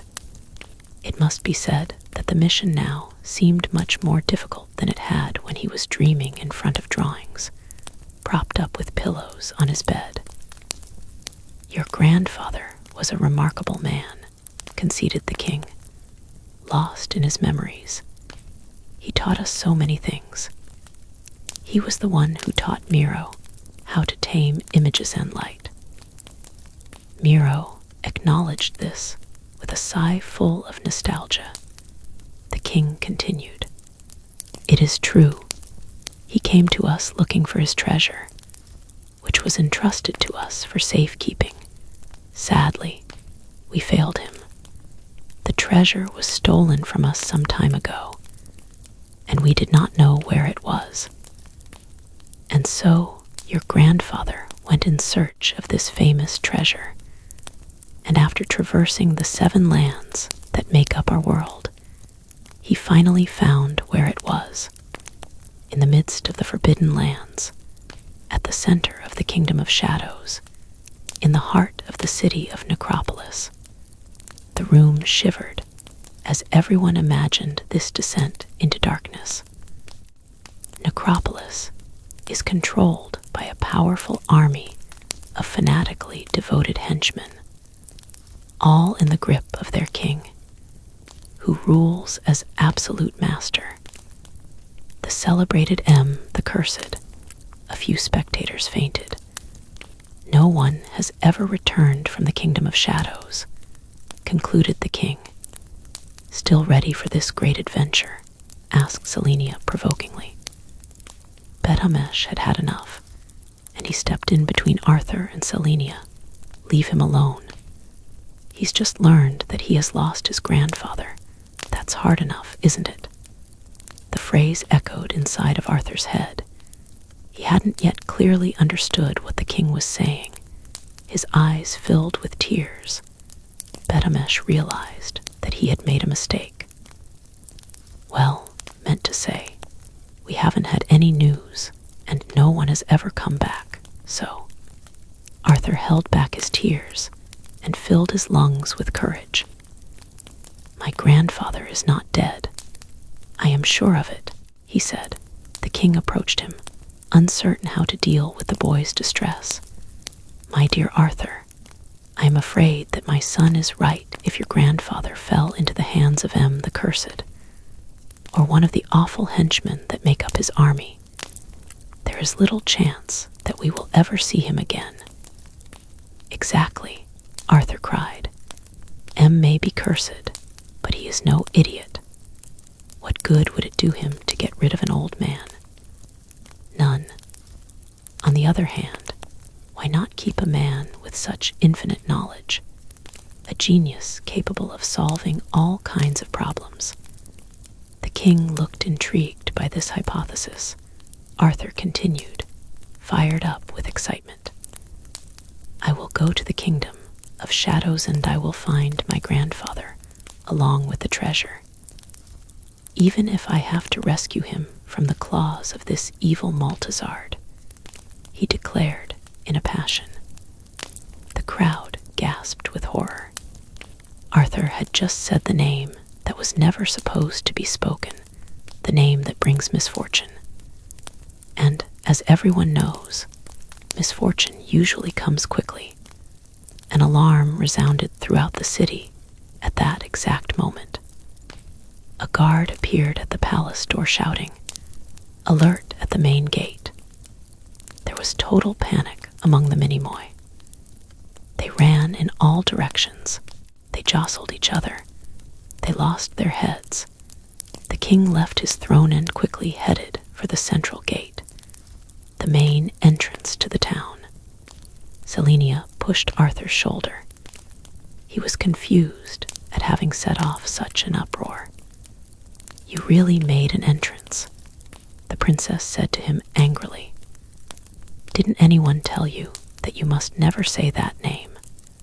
Poor Arthur was wringing his hands. "Yes, but the fine gentleman still does whatever he feels like doing, is that it?" She stormed off without giving him time to explain or even to apologize. The entire Minimoy populace clustered around the central gate, and the guards had to use their nightsticks to clear a passage for the king and his 2 children. Miro pulled a handle and a little mirror appeared above them, a bit like a periscope. The mole looked up and observed what was happening on the other side of the gate. A long pipe, like a giant avenue leading to the entrance, stretched before him, out to infinity. Everything seemed calm. Miro turned the mirror slightly to check the sides of the pipe. All at once, a hand appeared on the mirror. A cry of astonishment resounded through the crowd. Miro turned the wheel of the mirror to lower the image. Then they all saw a Minimoy lying on the ground outside in very bad shape. "It's Gondolo, the ferryman from the great river," cried a guard in recognition. The king leaned toward the mirror to have a better view. "Incredible. We thought he was lost forever in the Forbidden Lands," he said, amazed. "I guess that proves that you can come back."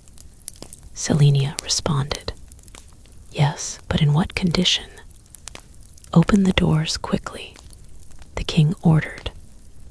Arthur cast a worried glance toward the mirror as the guards slid back the large beams that blocked the door. Something had caught his eye on the lower right side of the image. Something strange, like a corner becoming detached. "Stop," he cried. Everyone froze in place. The king turned toward the boy and gave him a questioning look. "Sire, look. It looks like something out there is coming unglued." The king looked for himself. "Why, yes, it does. But I'm sure it's nothing serious. We can glue it back later," he said, without understanding. "Sir, you don't understand. That's a painted canvas. It's a trap. My grandfather used this method in Africa to protect himself from ferocious beasts," Arthur explained. "But we are not ferocious beasts," Selenia remarked. "And we are certainly not going to let this poor, unfortunate soldier die. Besides, if he has returned from the Forbidden Lands, he must have many things to tell us. Open the gates," ordered the princess outside. Gondolo was crawling along the ground, his hand outstretched in front of him. "Don't open the gate. It's a trap," he rasped under his breath. Of course, no one heard Gondolo's plea, and the guards began to open the heavy gate. However, they still hesitated to run to the rescue of the poor ferryman, out in the open, exposed pipe. Only Selenia stepped forward, ready to brave the unknown danger. "Be careful, my child," insisted her father, whose size was much larger than his courage. "If any henchmen were waiting to attack, we would see them coming for miles," replied the princess with great courage. At first glance, the enormous empty pipe did seem to extend infinitely into the clear distance. But only at first glance. Arthur was convinced that this was really a trap into which his favorite princess was about to fall. He couldn't stand it anymore. He grabbed a torch from one of the guards and threw it with all his might. The flaming torch flew over Selenia's head and crashed headlong into a painted canvas stretched across the pipe that up to then had been invisible. The crowd was dumbfounded. Arthur was right. Selenia couldn't believe her eyes. The torch fell to the ground and immediately set fire to the gigantic canvas, which flared up like a piece of straw. "Oh no," Selenia cried, watching the wall of flames consume the canvas. Arthur shot past at full speed and grabbed Gondolo by the legs. "Selenia, come on. We have to get him out of here," Arthur yelled over the noise of the flames. The princess woke from her state of shock and grabbed the injured man under the arms. "Close the gates," ordered the king in a frightened voice. Arthur and Selenia ran as best they could, weighed down by poor Gondolo's body.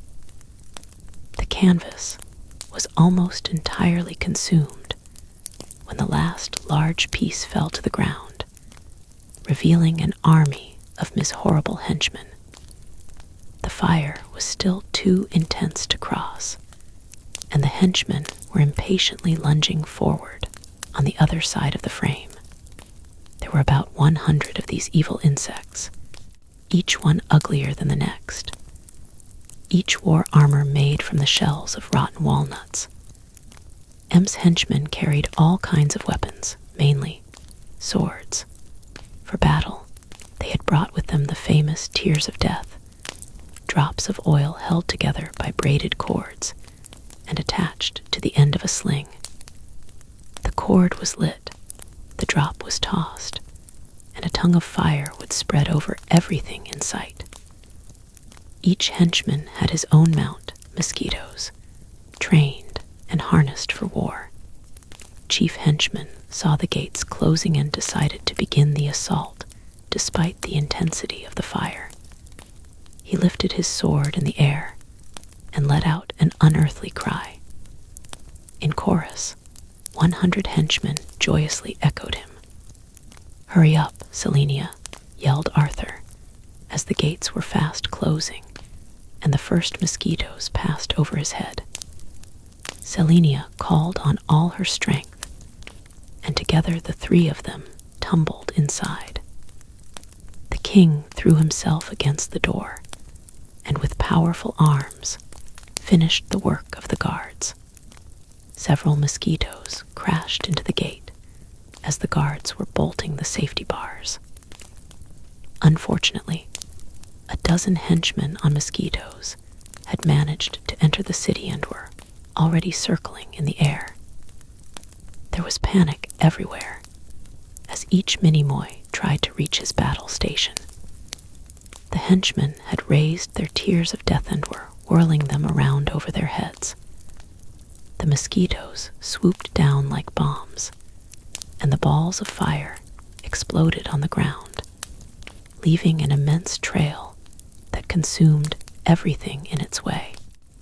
"We have to fight, Arthur, until the end," Bet-Hamesh proudly cried. "I would like to, but with what?" Arthur called back. "Here," said Bet-Hamesh, giving him his stick. "I'm going to look for another weapon." Bet-Hamesh took off, leaving Arthur with his stick. The henchmen did a dance of triumph in the air above, punctuating each step with a falling bomb. Out of nowhere, a fierce ball of fire swooped down and hit the king from behind. The Minimoy stumbled and fell to the ground in 2 pieces. Arthur let out a cry of horror before he realized the sovereign was unhurt. Selenia rolled her eyes and went to help her father up as Palmito, his faithful Malbec, got up on his own. Palmito was a large, furry animal with a flat head, which was practical for attaching him to the king's throne. It was this creature who served as the body of the king in order to provide him with the strength and assurance required of royalty. Because, in reality, the king was nothing but a little old man, even smaller than his daughter, who gently dusted him off. "Are you okay?" the king asked his faithful companion. Palmito nodded and smiled sheepishly, as if to apologize for falling over so easily. "Go hide in the palace," the king said to him. "Your big, beautiful fur is too much of a target for the tears of death." The Malbec seemed hesitant to leave his master. "Hurry up." "Now," the king ordered him. Palmito disappeared into the palace. The king looked up at the disaster that was overtaking the city and the mosquitoes, aerial ballet overhead. "Organize the counterattack," cried the king. Everyone grabbed what they could to put out the fires that were blazing throughout the city. Mothers collected their children and slid them down safety hatches that were designed for that very purpose. On the left flank, a dozen mini-moys mounted a kind of homemade catapult. The chief of the operation put on his helmet and sat down in his shooting seat. He activated the viewfinder in front of him. A cartridge began releasing raisins one by one into a wooden spoon connected to a complex system of springs. The chief tracked a mosquito in his viewfinder, then released the trigger. A raisin was launched into the air, but it missed its mark. Automatically, the cartridge released another raisin into the spoon. The head marksman launched another raisin that unfortunately missed its target yet again. The henchman, annoyed at having been shot at like a pigeon, dove toward the catapult and fired a tear of death. Luckily, he also missed his target, but the explosion sent Arthur flying. He landed heavily on a raisin that had just been released into the catapult. The chief marksman did not see him, as he was too absorbed with targeting the mosquito in his viewfinder. "No, wait," yelled Arthur, suddenly aware of his dangerous position. The chief activated his valve, and the raisin shot into the sky, with Arthur aboard clinging on for dear life. The projectile shot through the air over the city, heading straight for one of the mosquitoes. "Did you see that? It's Arthur. He's flying," marveled the marksman. "You're the one that shot him into the air, imbecile," replied his superior. The henchman saw the raisin hurtling toward him just in time to duck and narrowly avoid it. But then Arthur leaped onto the mosquito's back, throwing the creature off balance for a moment. The henchman turned to check the damage and spotted Arthur behind him, holding on as best he could. Terrified and trying not to show it, the boy thrust his stick in front of him and assumed a wicked look. The henchman smiled menacingly and took out a monstrous sword made of steel. The warrior stood up on his mount and advanced toward Arthur with the clear intention of cutting him in two. Arthur tried, as best he could, to stand up too, but it wasn't easy on a mosquito that was zooming through the air like a rocket ship. The warrior raised his arm and lunged at Arthur with all his might. The boy ducked at the last minute, and the henchman's arm, pulled by the weight of the sword, twisted around his neck and half suffocated him. He teetered for a moment, then suddenly lost his balance and fell, to Arthur's great surprise. Now Arthur was left to take command of the creature. He grabbed a rein in each hand and tried not to panic. Okay, this can't be any more complicated than Grandma's car, he said to himself nervously. To move to the left, probably all you have to do is pull to the left. Arthur lightly pulled the left rein. The mosquito immediately flipped over and began to fly upside down. Arthur let out a yell and caught hold of the ends of the reins, just in time to avoid plummeting to the ground. The creature flew every which way, confused by the mixed signals it was getting. It took off in a mad frenzy, skimming the ground above the city. "Watch out, Betta," Arthur screamed, a hairsbreadth away from knocking his friend out with his dangling legs. Betamesh threw himself down on the ground, but Arthur and his mosquito were already climbing back into the air. Almost immediately, another henchman began to give chase. Miro saw Etan turned his seat in the direction of the two mosquitoes as they flew into a tunnel. Arthur, still hanging from the ends of the reins, guided the creature as best he could behind him. The henchman had unsheathed his sword and was brandishing it over his head. Miro identified their paths and pressed a button. A mirror sprang out suddenly from the wall of the tunnel, just as Arthur shot past. His pursuer was smacked in the face and stopped dead in his tracks. Another henchman, who saw what happened to his colleague, flew up to the ceiling of the tunnel and began skimming along it. "Pay attention to the walls," he screamed to his comrades in arms. "There are traps in the walls. Fly closer to the ceiling. It's safe." He didn't have time to complete his sentence. Miro released a mirror from the ceiling, the way a fighter releases an uppercut, and the henchman crashed headlong into it. The shock was so violent that he was thrown from his mount, which flew on without him. Arthur hung from the ends of the reins, pursued by yet another henchman. The warrior had drawn his sword and was preparing to cut our hero into slices like a sausage. The henchman approached, his sword swinging in the air. Arthur prepared himself for the end. The warrior struck with a mighty blow. Arthur lifted his legs out of the way, and the sword got caught in the reins. "Sorry," called Arthur, who was always polite, regardless of the circumstances. Furious, the henchman tried to untangle his sword by pulling upward. The mosquito interpreted this sudden movement as a change of direction and reared up angrily. The henchman, clinging to his sword, was torn off his mount. Arthur lost his balance, let go of the reins, fell, and landed on the back of his pursuer's mosquito.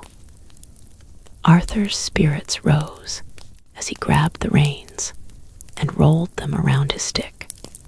"Good work, Arthur," he reassured himself, plucking up his courage. This time, he pulled very slowly on the leather strap, and the mosquito executed a magnificent wide turn to the left. The centrifugal force was impressive, but Arthur held on. "Wow, that's it, I've got it. The battle is mine," he cried fervently. Just then, a raisin hit him right in the face. He lost control of his mosquito, momentarily stunned by the shot. "I got him," the marksman shouted triumphantly, leaning over the side of the catapult. "That's Arthur you've unseated, idiot," the chief retorted furiously. Arthur and his uncontrollable monster were nosediving into another henchman who was brandishing a tear of death. "Watch out," Arthur cried to the henchman, who could not see the catastrophe that was about to befall him from above. The two mounts smashed into each other, and the tear of death exploded on Arthur's mosquito. Fortunately, Arthur had had the clever idea of jumping into the void before the collision. Given his new size, he felt like he was falling from a height of about 100 feet. Luckily, he once again landed on a mosquito without a rider. He was saved with only one small problem. He had landed sitting backward, so it was impossible to see where his new mount was taking him. Meanwhile, his former mount had caught fire and was in a nosedive, headed directly toward the king. Selenia saw it coming. "Watch out," she cried, throwing herself at her father. The old man tripped under the weight of his daughter, who threw herself over him like a blanket. The mosquito hit the ground and exploded in a long trail of fire. "Are you all right, father?" a worried Selenia immediately asked. "I will be all right," replied the king, visibly weakened. "But for the moment, I think I would prefer to remain here on the ground. There's a better view of the show from here," he joked, feeling himself incapable of getting up for the moment. Selenia smiled at him and remained at his side, prepared to defend him with her life. After a series of complex acrobatics, Arthur managed to turn himself around, so he was now facing forward. He grabbed the reins one more time and gave a couple of small tugs.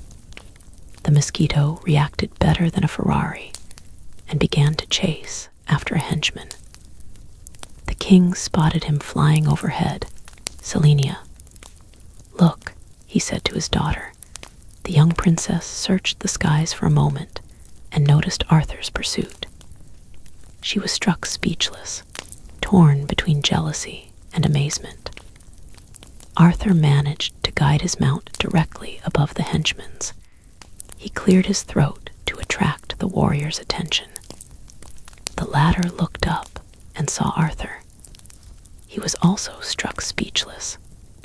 "Need some ammunition?" the boy asked. Then he pulled on the cord that was holding back all of his mount's tears of death. The henchman tried as best he could to catch the first ones, but he was like a skier confronted by an avalanche.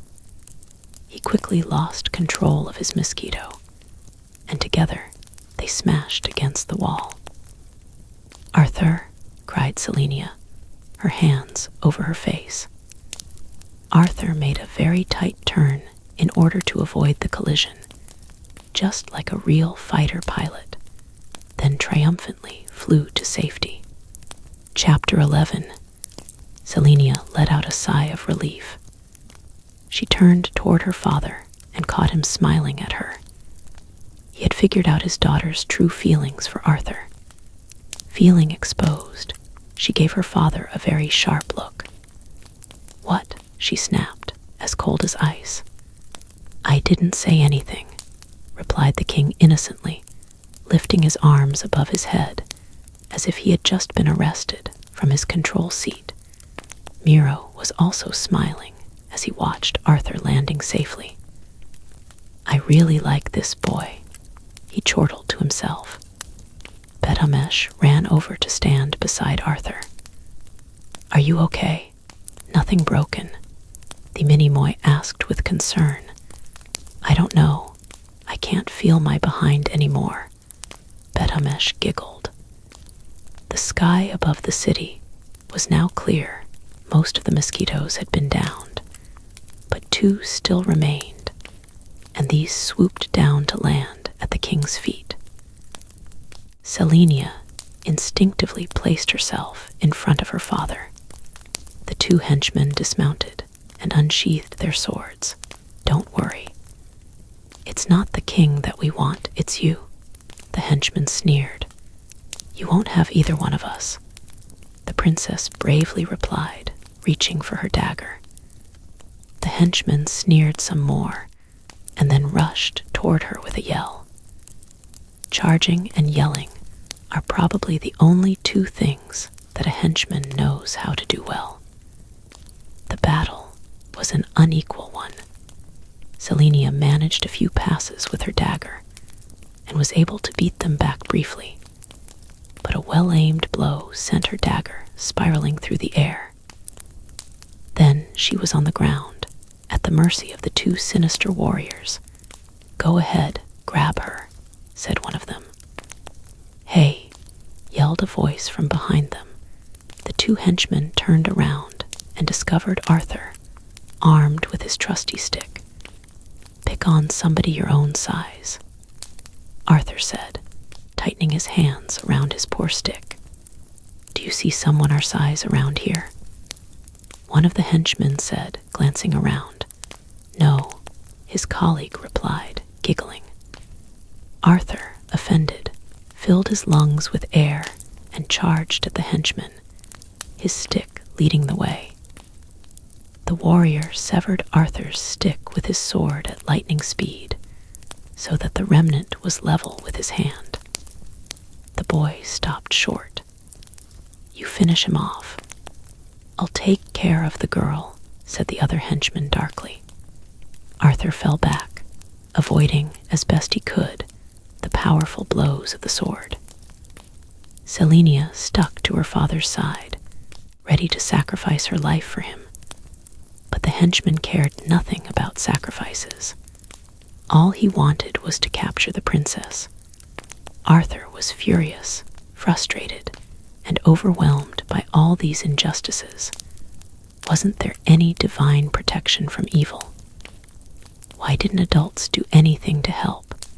With all their big talk about justice, good, and evil, he wondered. He tripped on a large stone and his hand landed on the hilt of the magic sword. Was this a sign from above? Arthur didn't know. The only thing he did know was that a sword would be much more useful in his hand than in the stone. Arthur grabbed the sword and pulled it out, as if sliding it out of butter. The king couldn't believe his eyes. Selenia's jaw dropped. "A miracle," cried Miro in awe.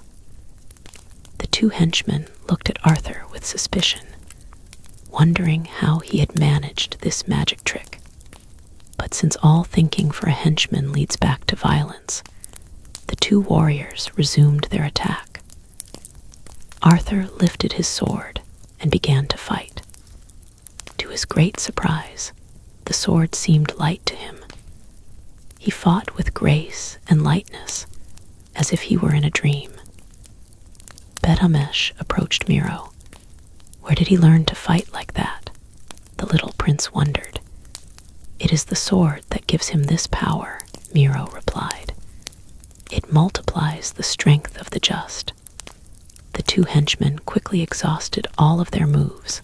Arthur pressed harder, and with each new exchange, he cut a bit off the henchmen's swords.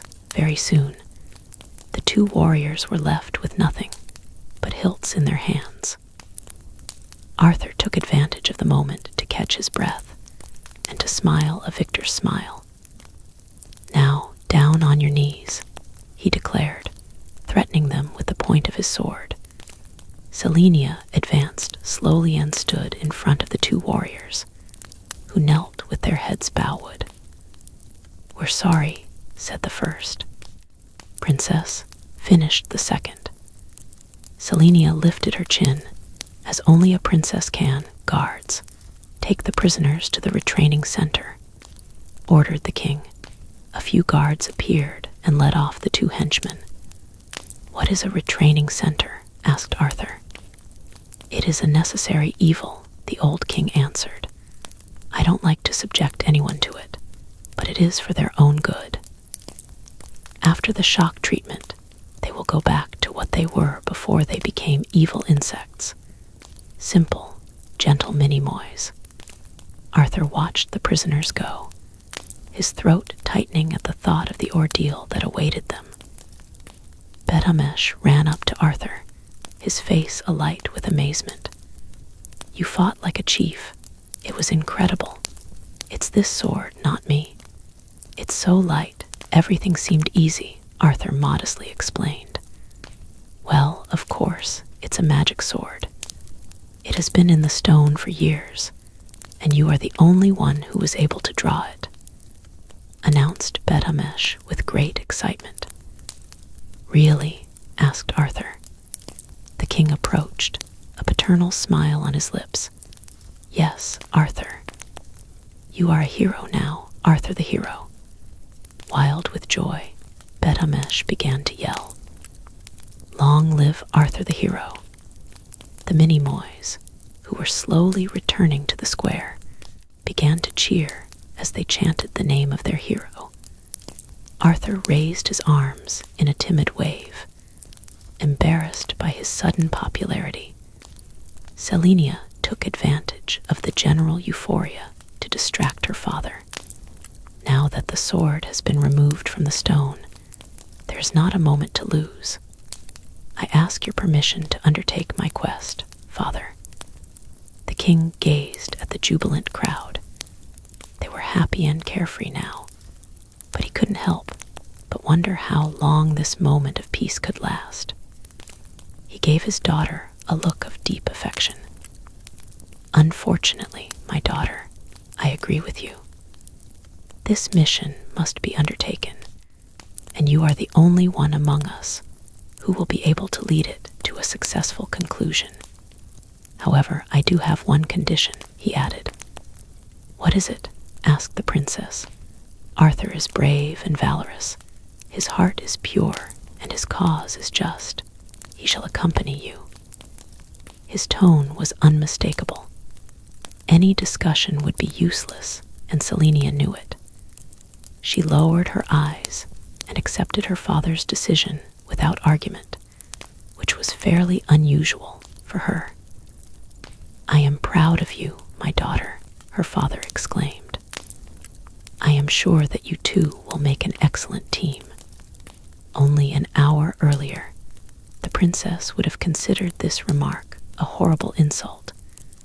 But Arthur had fought bravely, and he had saved her father. There was something else, too, although she would never admit it. A little door had opened inside her heart, and somehow Arthur had slipped through. Arthur could feel that something had changed, but he would have to live a while longer before he'd be able to define it. He smiled shyly at Selenia, as if to apologize for imposing on her. Selenia's eyes narrowed, like those of a cat when it purrs, and she gave him a radiant smile in return. The central gate of the city creaked open slowly. A guard stuck his head out and slowly advanced. He shot a flaming arrow. The projectile landed on the ground, some distance away. There was no painted canvas this time. "The route is clear," called the guard, turning toward the gate, which was now opened wide.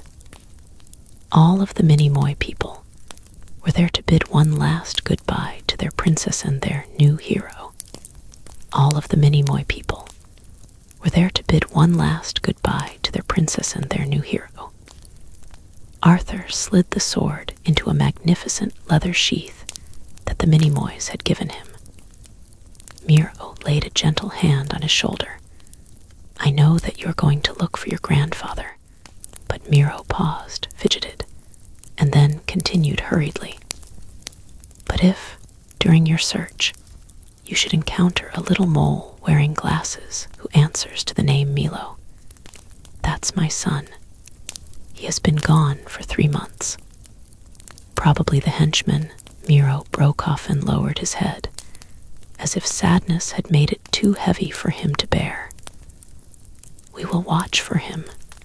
You can count on me," Arthur said without hesitation. The old mole smiled, amazed by the young hero's energy and good heart. "Thank you, Arthur. You're a good boy," he replied.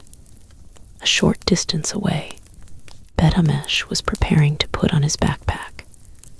Two guards lifted the enormous bag, while the prince slid his arms through the shoulder straps.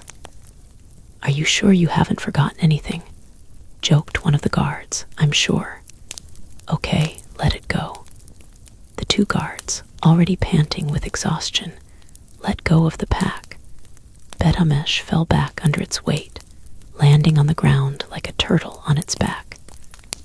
The two guards doubled over with laughter, as did the king. Selenia sighed heavily. "Father, does Beta really have to come with us? I'm sure he is going to slow us down, and we have so little time as it is. Even though he is still young, Beta is the prince of this kingdom, and one day it may be his turn to rule." The king answered, "He also deserves this chance to prove his bravery and to learn from the experience." Selenia scowled, proving that she was still her old self. "Fine, we'd better get going," she said, turning on her heels and striding away without kissing her father goodbye. "Let's go," she called to Arthur as she marched past him. Arthur waved goodbye to Miro and caught up with Selenia. Bet-Hamesh looked up from where he was removing objects from his pack and saw his sister leaving. "Hey, wait for me," he cried, putting his backpack on again, without taking the time to close it. He ran to catch up with his comrades, leaving a trail of items clattering to the ground behind him. Selenia was already in the immense tunnel that led out of the city. Bet-Hamesh caught up to her, gasping. "You could have waited for me," he complained. "Excuse us, we have a country of people to save." The princess retorted acidly. The three continued into the darkness of the tunnel. Only the torch that Arthur was carrying dimly lit the way, forming a small ball of light around the three heroes. Behind them, the Minimoy people were waving their last goodbyes as the guards closed the heavy gates with a muffled boom. The king sighed. "I hope they'll be able to avoid the henchmen," he said to Miro in a low voice. "And speaking of henchmen, how are our prisoners?" "They are stubborn, but we are making progress," the mole answered. The two henchmen in question had had their armor removed and were soaking in a large bathtub filled with multicolored bubbles. Beautiful Minimoys were blowing bubbles in various shapes around the room, while others danced nearby to a rhythmic tune.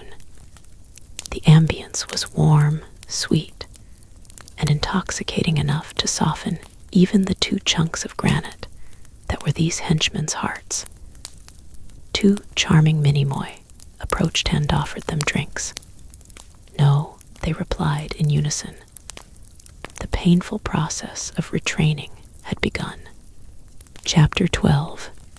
The tunnel in which our 3 adventurers were walking now seemed colder, darker, and more threatening.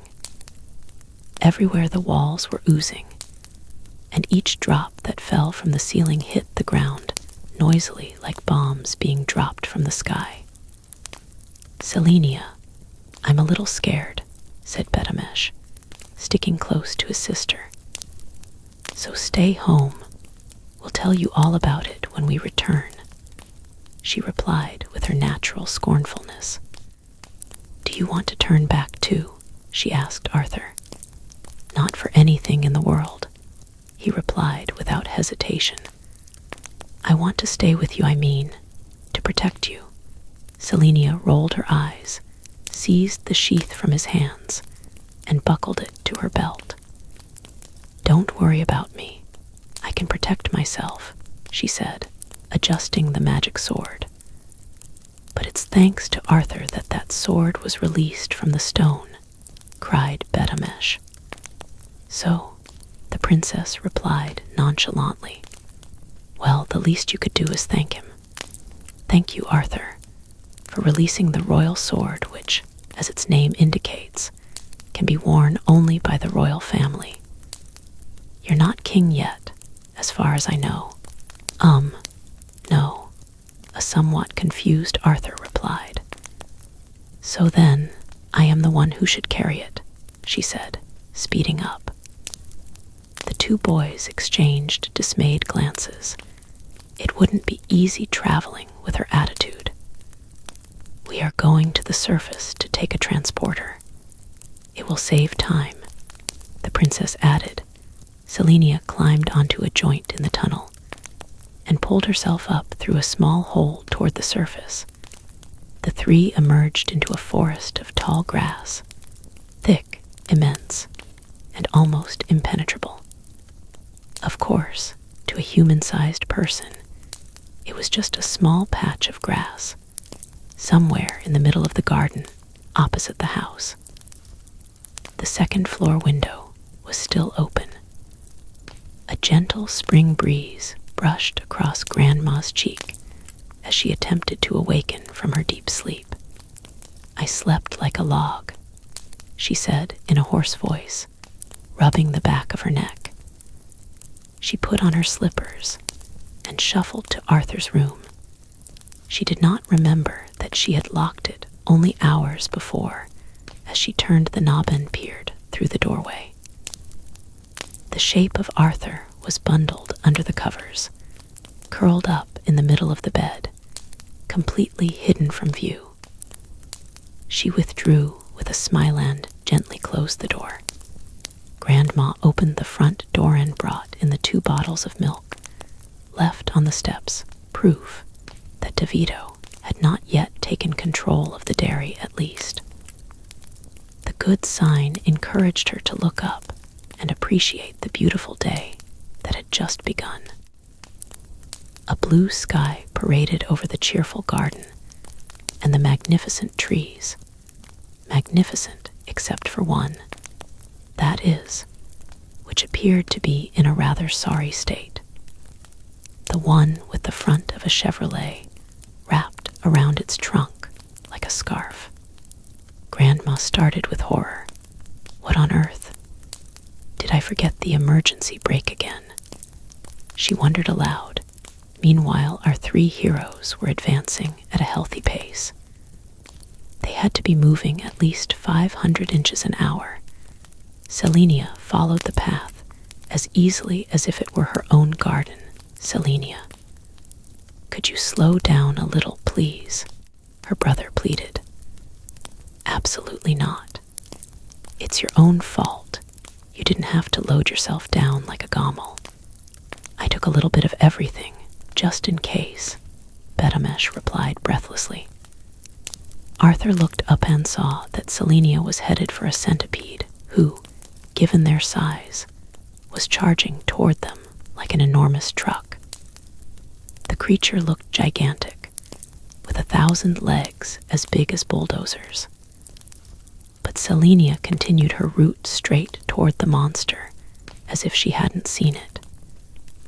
Beta, do you have something just in case we come across a thing like that? Asked Arthur, who was pretty close to panicking. Don't worry, Betamesh answered, taking something out of his pocket. I have my knife. It has 300 functions. I got it for my birthday. The little prince proudly exhibited his treasure, which looked vaguely like a Swiss Army knife, and described its functions. See here, a rotating saw, double knife, multi-headed pliers. And there, soap bubbler, music box, and waffle iron. On this side, seed opener, 8 perfume injector, surface vanillier, and for when it is too hot, the fan. Betamesh pressed the button and a magnificent Japanese fan appeared. The little prince immediately began to fan himself, as if bothered by the heat. That's funny. For my birthday last year, I got the same thing. Well, not exactly, Arthur answered, keeping an eye on the centipede moving toward them. "So, do you have anything for centipedes?" he added anxiously.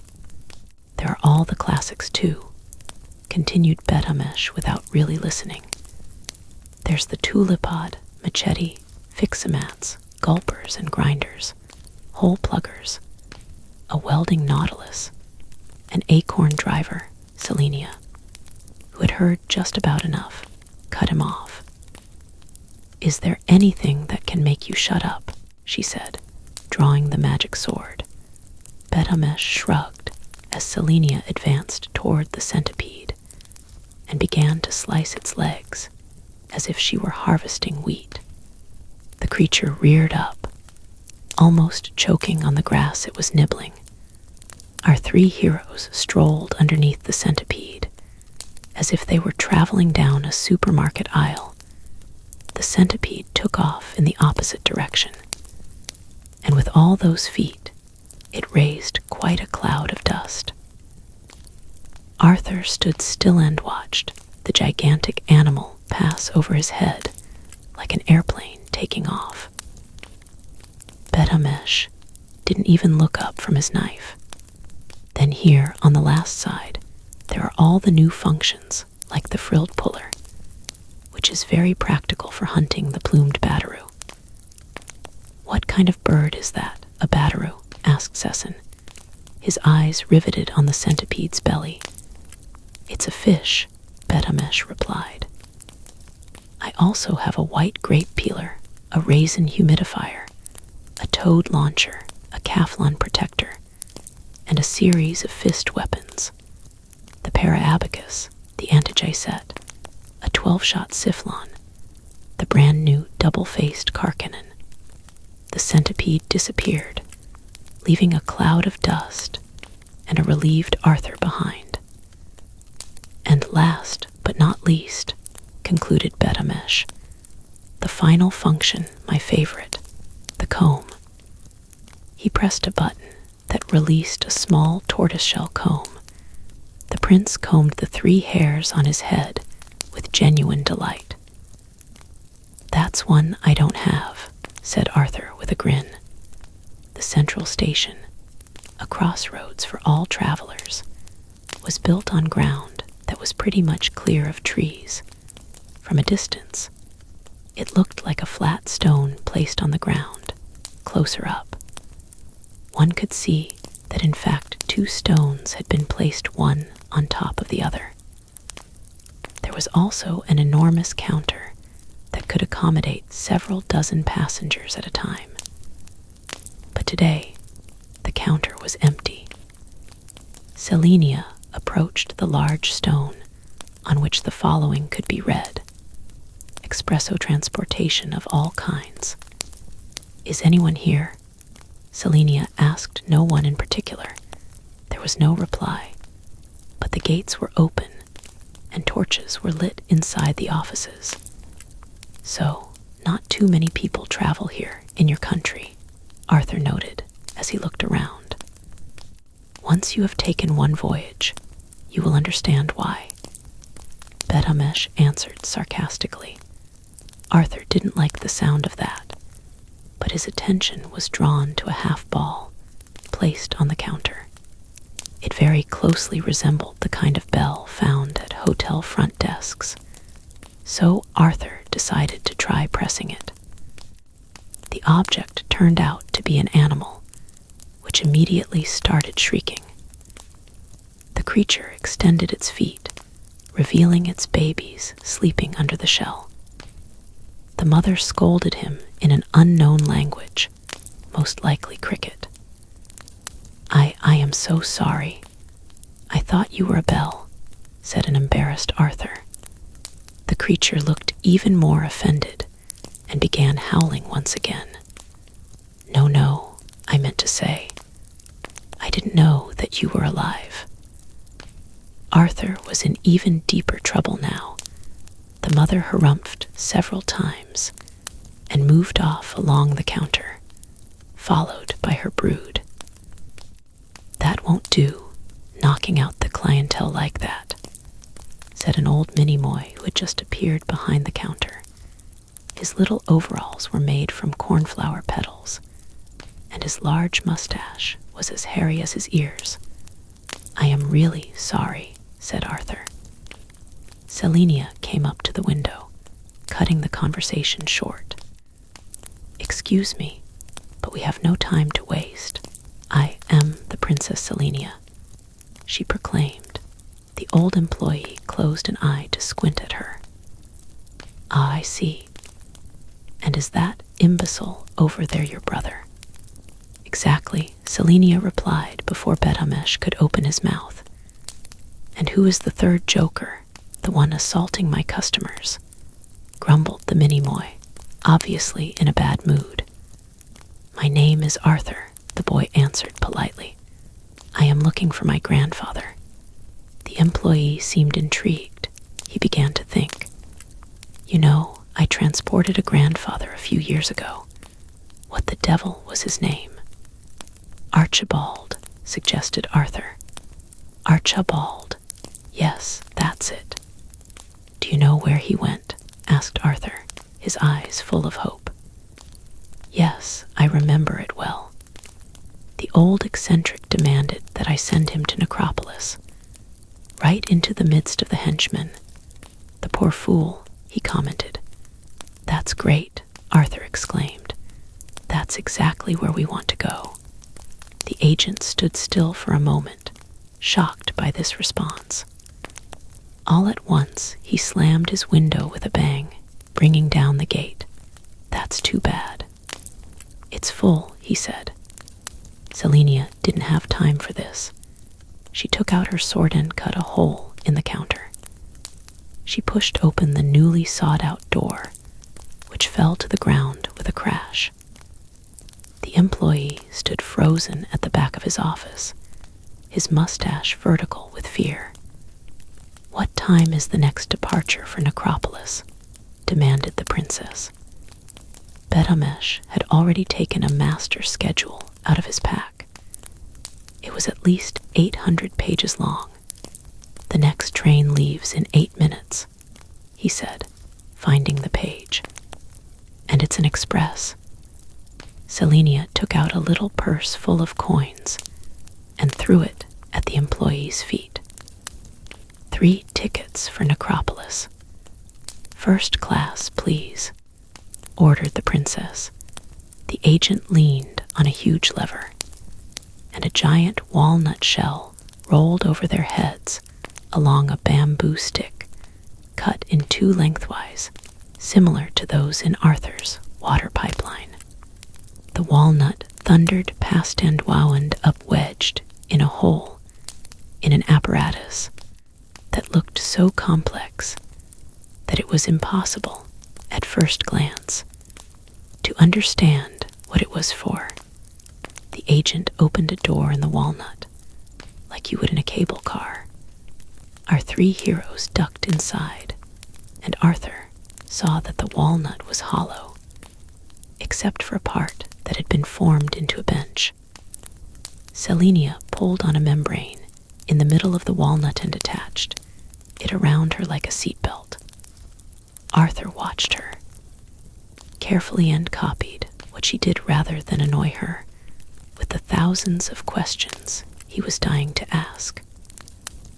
"Bon voyage," said the agent, slamming the door behind them.